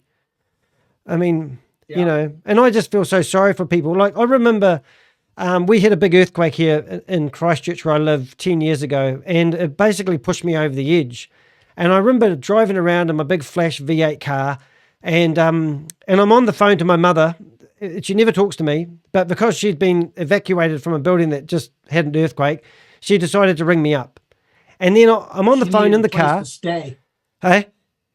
She needed a place to stay. Yeah, she needed. So I'm on the phone in the car, and I remember this guy banging on the window of the car telling me to get off my phone while I'm driving. And I don't think I've ever hurled so much abuse at someone because I just had to get it out. And then I realized I weren't in the right frame of mind, drove around, found somebody to talk to. And then they said, explain what your problems are. And then after I'd finished doing this over a couple of days, the guy said, you're perfectly normal. You've just had a lot of shit to deal with. And I thought that made me feel a lot better, you know. Good. Yeah. Yeah. And it's hard to process this shit. Oh, it is. It is. And, Exactly. And when we first started doing YouTube videos, we were contacted. This young man, I believe, was 16 or 17 at the time. And we've still kept in touch at least a couple of times a year throughout the years. But I mean, it was so traumatic for him because he was still living at home and he just didn't believe it anymore. And his family actually made him eat dinner in the kitchen and would say horrible things to him. And here he is giving them his paycheck every week, supporting them. Yeah. And they're treating him like crap. Yeah. And I mean, the damage that this does. Yeah. And unfortunately, you know, he got involved in another cult and another religion and, you know, had a very bad time. And that's learned a lesson twice. Yeah. Well, I think that's why people go onto drugs and alcohol and, you know, and they become, you know, like most of them start smoking when they leave the religion, or they find some other, they get health and fit, you know, they start doing fitness training, or they, you know, start running marathons. You've got to have something to replace this because it's such a big void in your life when you lose it, because it was literally my whole life, you know. And I still remember the day when I'm at the announcement on the stage, and you know, and you're thinking, oh, that's it, my life's over. Yeah. Bastards. Right. Number 11. We're getting into this now. Well, they kind of overlap, you know. Oh, we might be able to speed up near the end so we're not to bore people to death. We'll put timestamps. Is it my turn? All right, you want me to read 11? Yeah, why not? Okay. Both may use the guise of a legitimate organization or cause to mask their true intentions. Oh, boy. Well, we are God's organization. Well, you know, you said it, and I've been saying it for years. Watchtower is nothing but a publishing company pretending to be a religion. Right. Yeah. Well, now, you know, now they're a worldwide real estate business pretending to be a religion. Yeah. Yeah. McDonald's. I mean, it's just obvious. Yeah. Obvious. Well, the funny thing about the Ponzi schemes is we can't actually find out the organizations behind it. And they've come out with one of them where the guy's got a mask on his face. Yeah. And then he started preaching that he is the one. I think John 1:1 he was using. He was the Alpha and the Omega and the whatever. And I looked at this guy and thought, these organizations, they want to hide, because if they are organizations, people can go after them. But if you can't find them, and that's the idea of crypto. That's exactly right. If you looked at the crypto, you know, the wallet, the address that people, what's the Jehovah's Witness version of, like, when the money, like, if I donated $1 million, $1 million to the Jehovah's Witness organization, is it possible for me to go back and get that money out because I changed my mind? No. Yeah. No. Yep. No, you can't do it. You know, and it's interesting how all of this works, because what you just described is some of these people, they hide who they are. You can't find the legal entity. When it comes to Christian-based religions, the legal entity is that 501c3. But here's the difference between all of that and Watchtower. Rutherford said it best. Religion is a snare and a racket. He frigging told everybody right there who they are. Yeah. They're a religion, and religion is a snare and a racket, and they've been racketeering ever since. Yeah. He friggin' told you it was a racket, and yet all this money continues to flow all the way to the top. What about the You'll never get your money back from racketeers. Is it Norway? They have to pay tax. They've lost their charitable status. Yes. Brilliant. Yes. Brilliant. Yes. Well, here's the thing.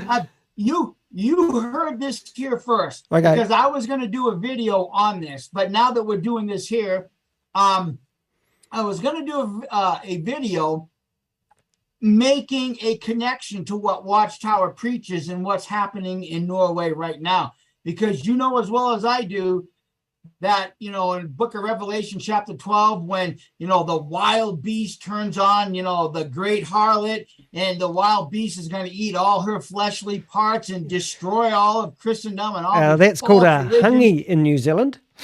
Yeah. Okay. And when all the dust is settled, the only religion left on earth will be the Jehovah's Witnesses. She said and then well. They're going to turn their attention to them, and it'd be like touching Jehovah's eyeball. And well, guess what? In Norway Watchtower, they're turning on you first. Once again, you chumps are wrong. Yeah, that's brilliant. I reckon it's going to happen in Australia. They got pretty close because once they lost 1,100 cases of hidden child fiddling. Child abuse. Yeah. Amazing, eh? Yeah. And even in my hometown, we've got one elder that was fiddling with the kids, and now I think back. I can see it. And it's so obvious. And that's what really pissed me off about the whole lot. Is all these things that they're alleged happening makes perfect sense now. Because you trust these guys, don't you? And it's like the Ponzi scheme thing. The parallel is you trust your friend or your family member, and it's also it's also the protection they have. Because I often say to these people, well, they say I've lost my money, and I go, well, who got you into it? Oh, I'd rather not say because they're a close family friend or relative. Right. Yeah. Exactly. Oh. Yep. Yeah. All right. So what are we at? Number 12 or 13? Lucky 13 or 12? 12. Okay. Now, this is a good one because we actually did a video about this. Boom. Yeah. Both may use techniques such as hypnosis or brainwashing to control members/victims. Oh, I want to go first. I'm just going to say one thing is I always in my videos talk about how these guys have had NLP training and it's brainwashing techniques. Right. Your turn. That's all I want to say about the Ponzi schemes. Well, the whole difference between brainwashing and mind control. And this is where we have to learn to, draw a fine line, because brainwashing, you don't have a choice. Mind control, you do it yourself. Now, the video that we put up this very day, and I know you probably haven't had a chance to watch it. This is how it works. I'll just go away and get it. Yeah. It was amazing. Wasn't it? Yeah, it was catch brilliant. The finer point. Here's the thing. Our good friend Jane Doe has been doing some research into the fact that Watchtower has never stated we are the true religion. They've never stated that. Oh. They've never put it in their publication, and we even used a clip of Jeffrey Jackson in the Australian Royal Commission when Angus Stewart asked him, do you see yourselves as? And Jeffrey Jackson goes, well, that would be presumptuous. So even under oath, they've never said it. But the mind control comes in is that they wrote all the words around it, and they got you to say it. They got me to say it. Go from door to door. That's the focus. True religion.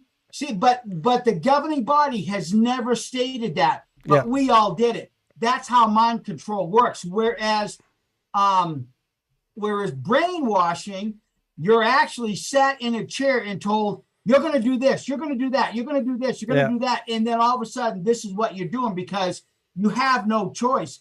But when it comes to mind control, you do have a choice, but you surrender it to them. Yeah. See, and I can answer your part about the Ponzi scheme. Boom. Because they hold that carrot of riches in front of you. So you got to stay there in case you miss something, because you want those riches.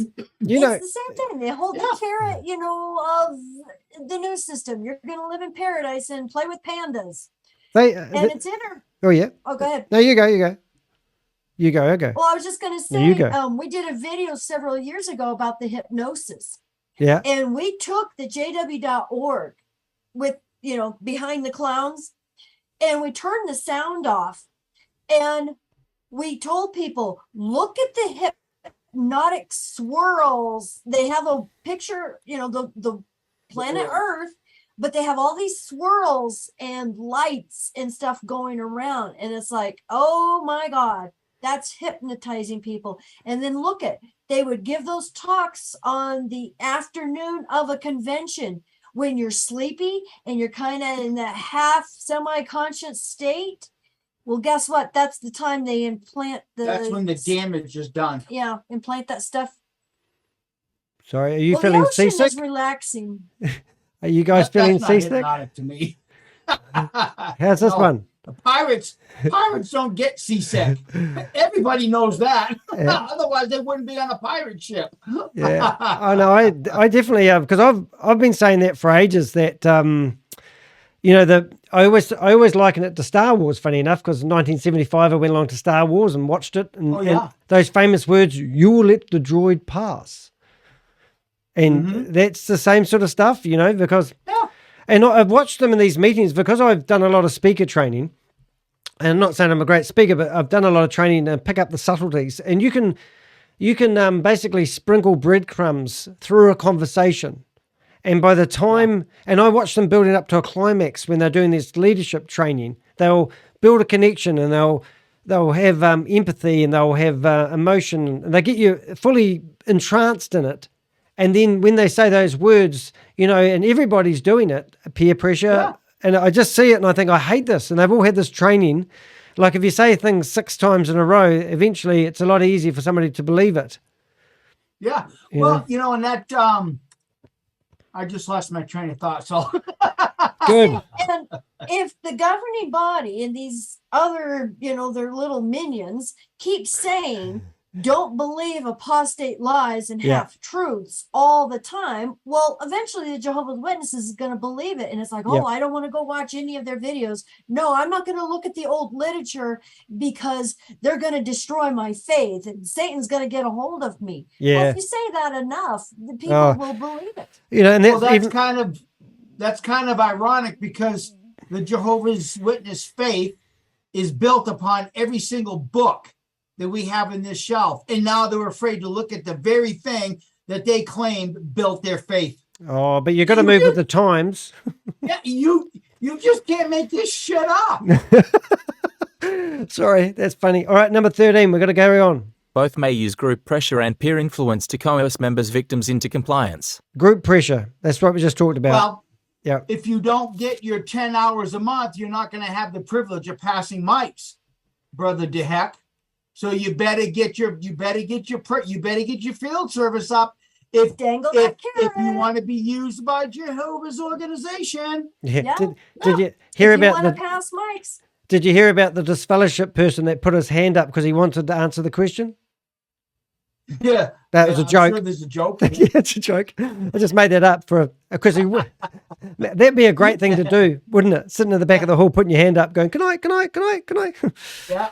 Did you see the video of the PMO elder that decided to leave the organization, and he gave the talk, and at the end of the talk, he tells that he's leaving? Yeah, there's actually a couple of those up on YouTube now. Our dogs are sleeping, and we're going to let them sleep. He just heard a noise outside. He started barking. Yeah. Yeah. Cute puppy. We've got 2 12-week-old puppies. Let me guess. Your dog's name's Pierre? Pixel. Pixel. Even better. Cool name. Nah, cool. Where are we up to? Did we get that one answered? We did, didn't we?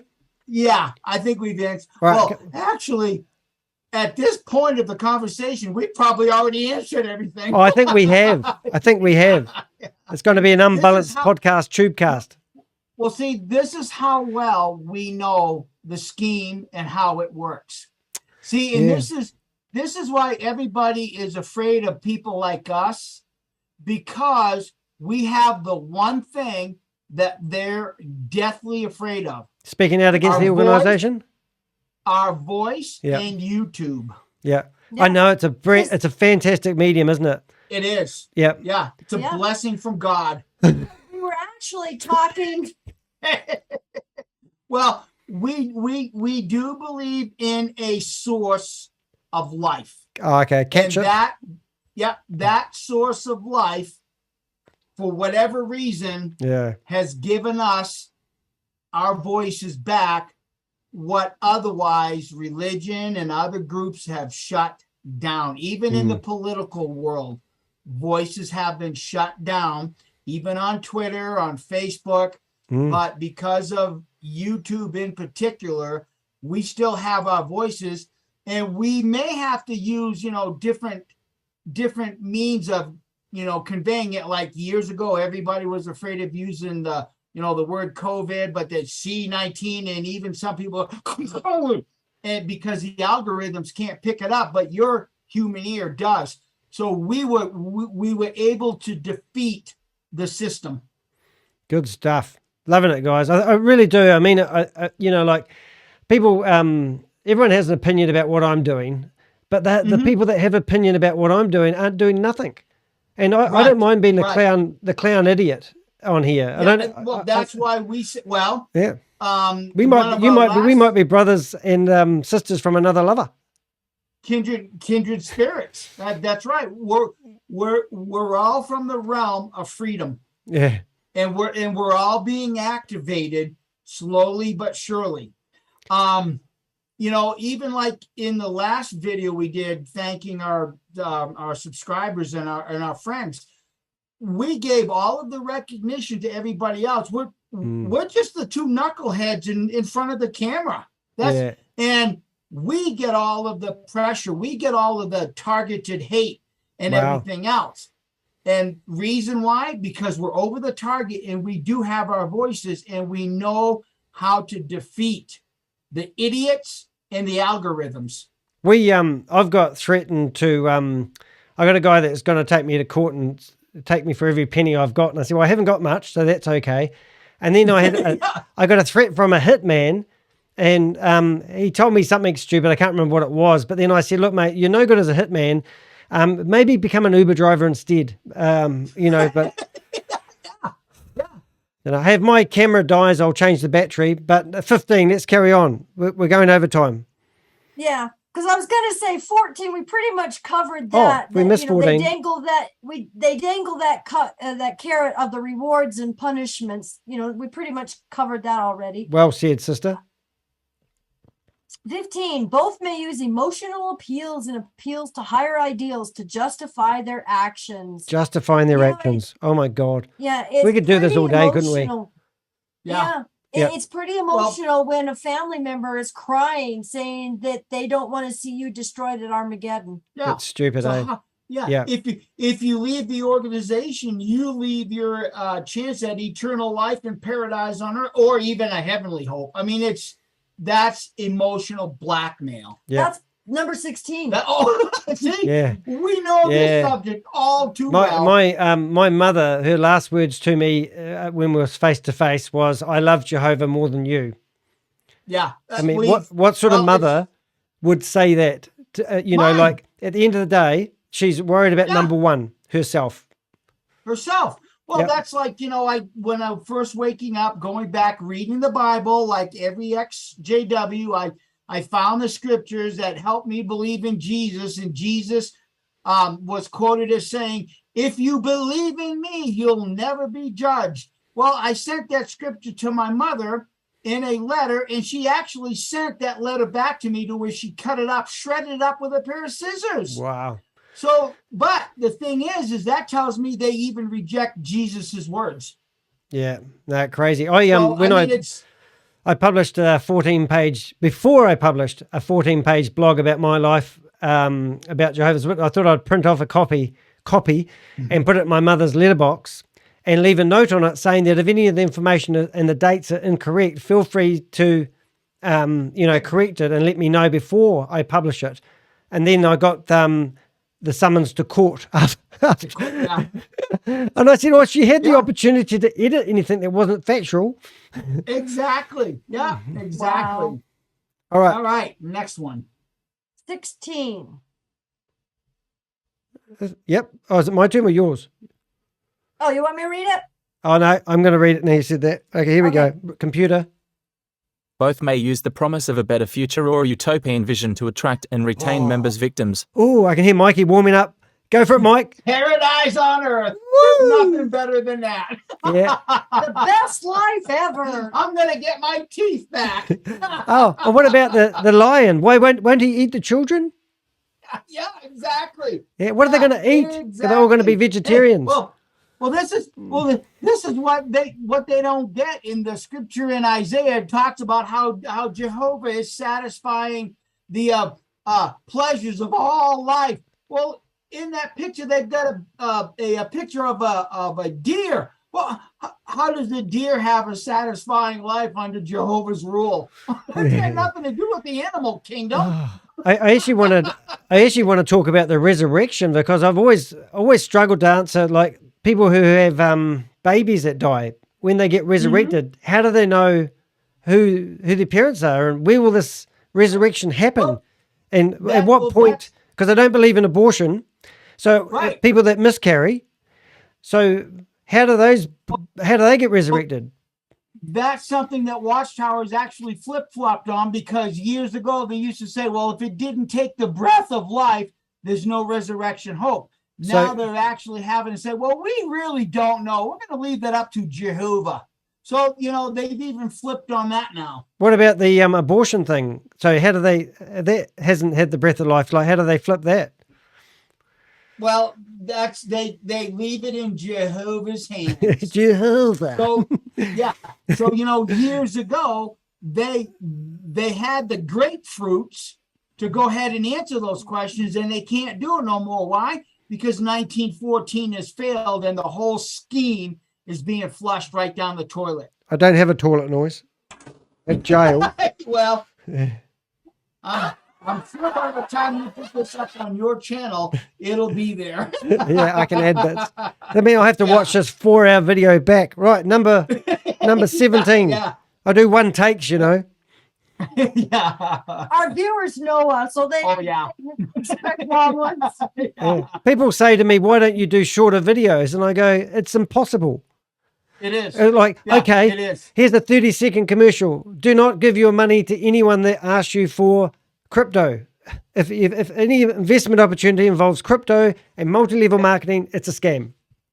They'll never get it. They will never resonate with that. Well, why didn't you do research and give us data? All right. I actually reverse engineered the question the other day, and I said, show me one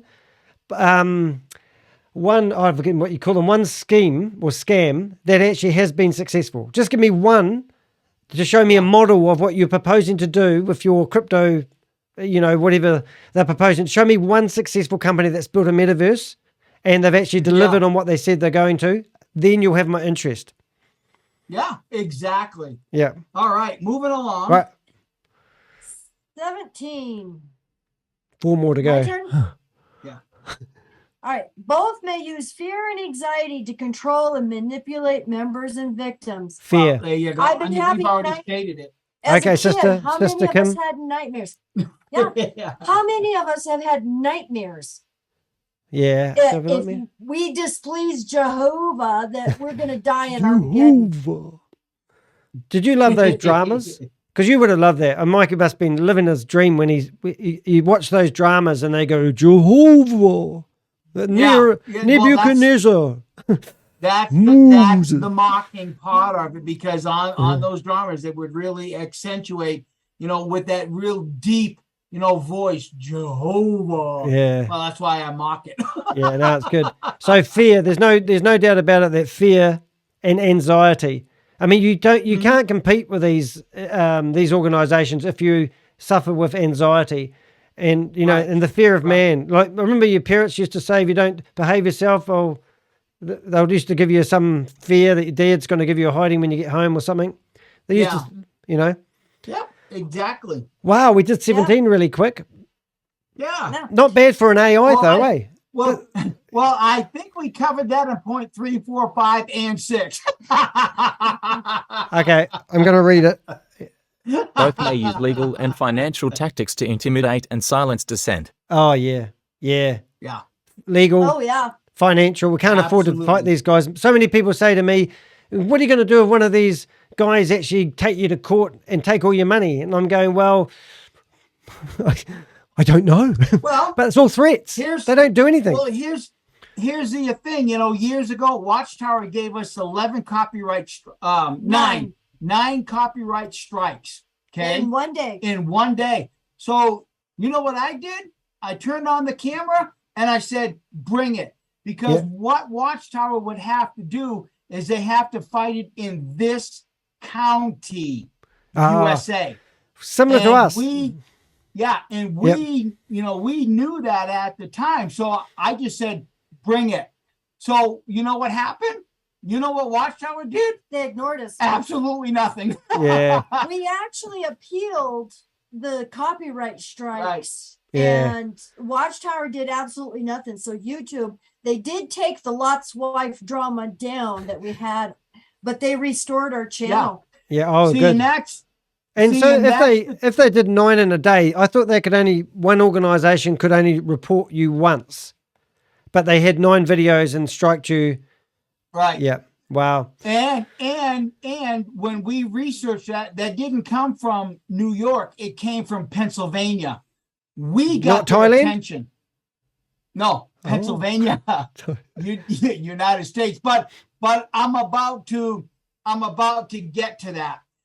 This community of ex-Jehovah's Witnesses know that there's an ex-Jehovah Witness suing 7 of us because of the Thailand scheme. Oh, And and when he announced that, the litigants, I got in front of my camera and I said, "Bring it, Lloyd Evans. Yeah. Bring it. I'm not afraid of you, because just like Watchtower, I did watch you're that gonna one. have to fight that in this state, in this county." Yeah. And the greatest evidence we've got is his own freaking confession. I know. I couldn't He believe that. confessed I to couldn't. it. I'm so glad when I got that link, because I remember I watched it and thinking, oh my God, what's he doing? And then Well, yeah. it just appeared. And then he went after everyone.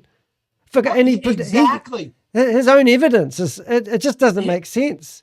It's never gonna hold up in any. Well, that's Yeah. right.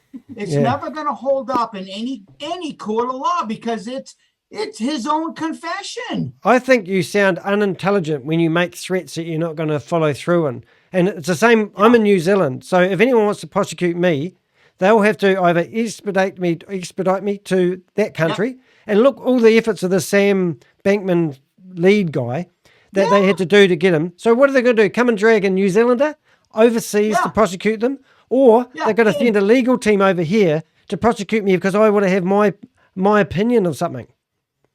Right. Exactly. Exactly. I Boom. mean, this is how ridiculous this whole thing is, and that's why I dressed up as the pirate and did what I did. Oi. I'm just continuing to throw that fodder. Yeah. Because nothing can get done. They're very similar. Where are we up to? 18, 19? 19? If my camera goes out, you'll know why. It's got flashing lights. Oh.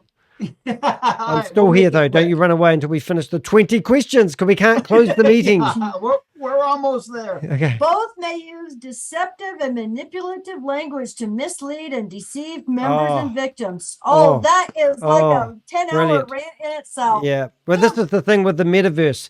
They have this company that I've been busting mostly at the moment. They have what they started off as Hypercapital, and then they went to Hyperfund, and then they went to Hyperverse, and then they went to Hypernation, and they've just released Hypercosmos. So they've had 5 or 6 names. Yeah. They use things in the blockchain. They talk about staking.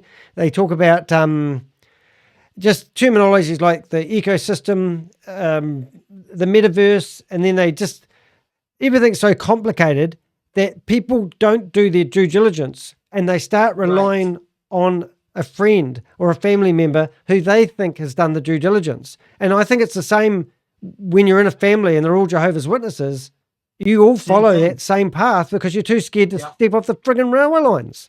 Exactly. Because they started, I mean, they Oh, have she's so got a many finger out. corporations. Yeah, they have so many corporations.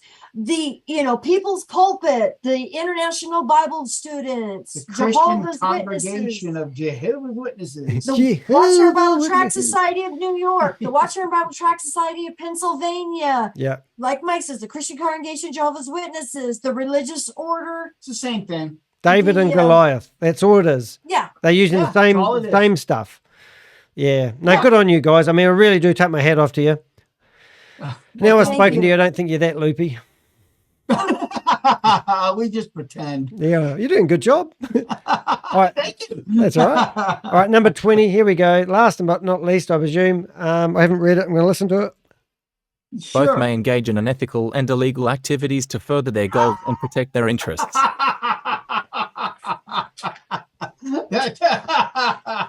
We did it, guys. Illegal activities. They're investing in hedge funds. Illegal activities. Yeah. They're telling you that they need 14,000 Kingdom Halls, not sometime in the future, but right now. Yeah. And lie through the teeth. I know, and it's breathtaking to think that a godly organization will use every tactic to actually exploit and continue their made-up dream. And they're the dirtiest scumbag fighters out there. And it's the same with the Ponzi schemes. They will use anything. It's the same mechanism.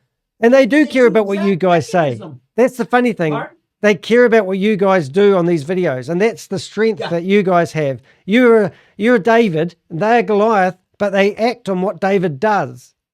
Yeah. Yeah. Yeah. Well, there was a case here in the States in Illinois where elders were tried and convicted for not reporting CSA case that they knew about for 12 years. Oh. And the state of Illinois is a mandatory reporting state. And I don't want to get into any of, the details. We haven't got time. But in the court, I know. Yeah. But in a lot of these court cases, as growing up as JWs, we were always told, Yeah. too, Jehovah's Witnesses do not have a clergy class. Well, now all these court cases, they suddenly have a clergy class Yep. claiming clergy penitent privilege. Yeah. See, and this Yeah. is something that Yeah, I've been it's saying incredible. on our channel a lot, because Watchtower has a 501c3. They are a legitimate corporation. If you're going to fight Watchtower, you need to fight them on a corporate level. Because on a religious level, just like in Norway, they took it to the Supreme Court and Watchtower was handed a victory. Because they chose to fight Watchtower on a religious level. Right. And what they won on is that religiously they have the right to disfellowship. Oh, so they won. They won that. Yeah, Ugh. yeah. They actually So because you got it wrong. It's a case in Canada, very And- similar too. yeah, and like I was just gonna say, this isn't the first time they won a case here in the United States decades ago because somebody tried to sue them because they were disfellowshipped. They Watchtower won. The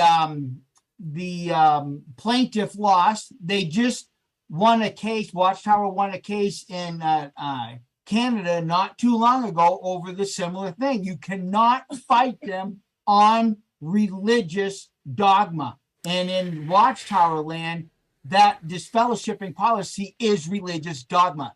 So that's why Kim and I, behind the scenes, especially Kim, she works with state attorneys, sometimes congressmen, and I've been working with a lawyer in Florida, and we're educating these lawyers to go after Watchtower, the corporation, not the religion, because you'll lose. Interesting. Have you had anything to do with Amber? I'm not going to say her last name on here, but Amber, who wrote the book.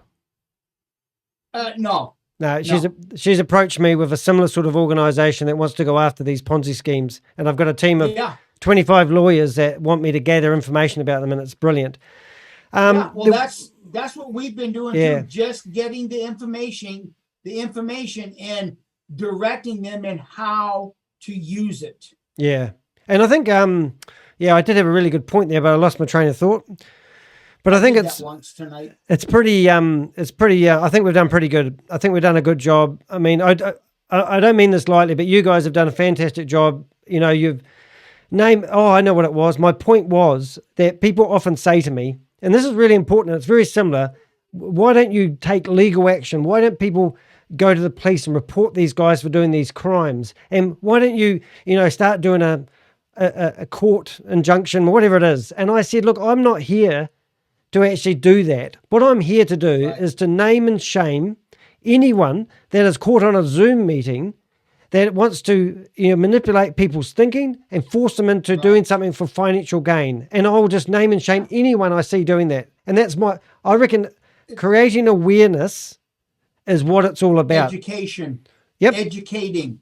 And that's the beauty of YouTube, is because now we can educate to the very thing that in a lot of respects has taken away a vast majority of our own lives. Yeah. That's why we don't have any savings account, because Armageddon's coming in 75, why would you want to, become a doctor? We're not going to be in this system long enough for you to use that education. What, Brother Brooks, do you think we're going to need doctors and lawyers in the new system?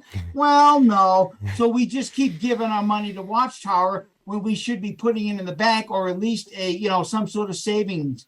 Do you think we'd be good in the bank or mutual funds or whatever? If we all go into the same old people's home, do you think we'd have a hoot? A good time? Oh, I guarantee it. What sort of entertainment do you think they would bring in for us? We'll make our own.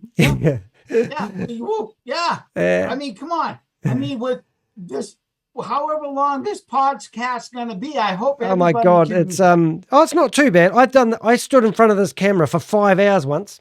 Oh wow. This is 2 hours. Well, I won't do a voiceover on this one, but imagine doing that for 5 hours. Well, here's the thing. You cannot make this crap up. This is real world things that are happening to people in real life. Yeah, no, that's cool.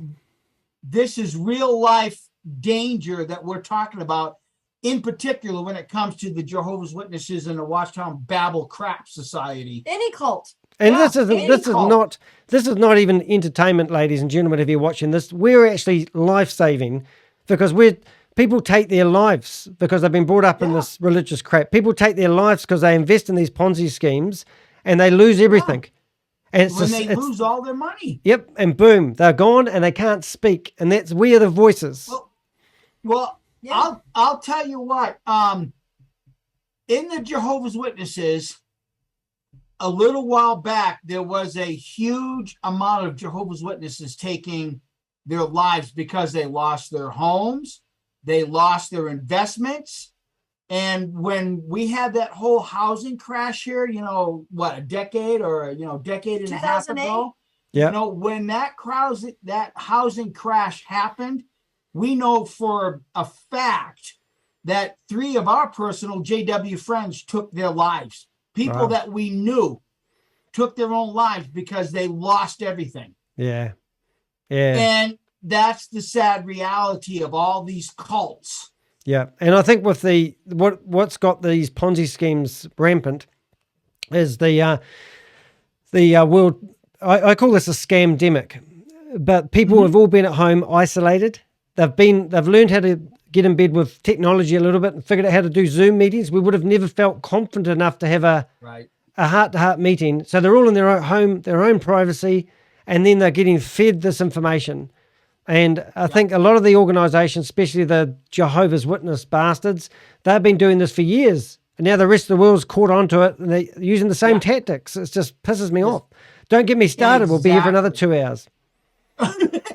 Yeah. We've got a friend that is a registered nurse. She works in a hospital in the city, and they moved her to the psychiatric ward because she said they've had to add on to it because there's so many suffering from mental illness through this pandemic. Wow. Hey guys, I'm going to call it quits here. Not that I don't love you guys. Thank you for having us. This has been my best podcast ever.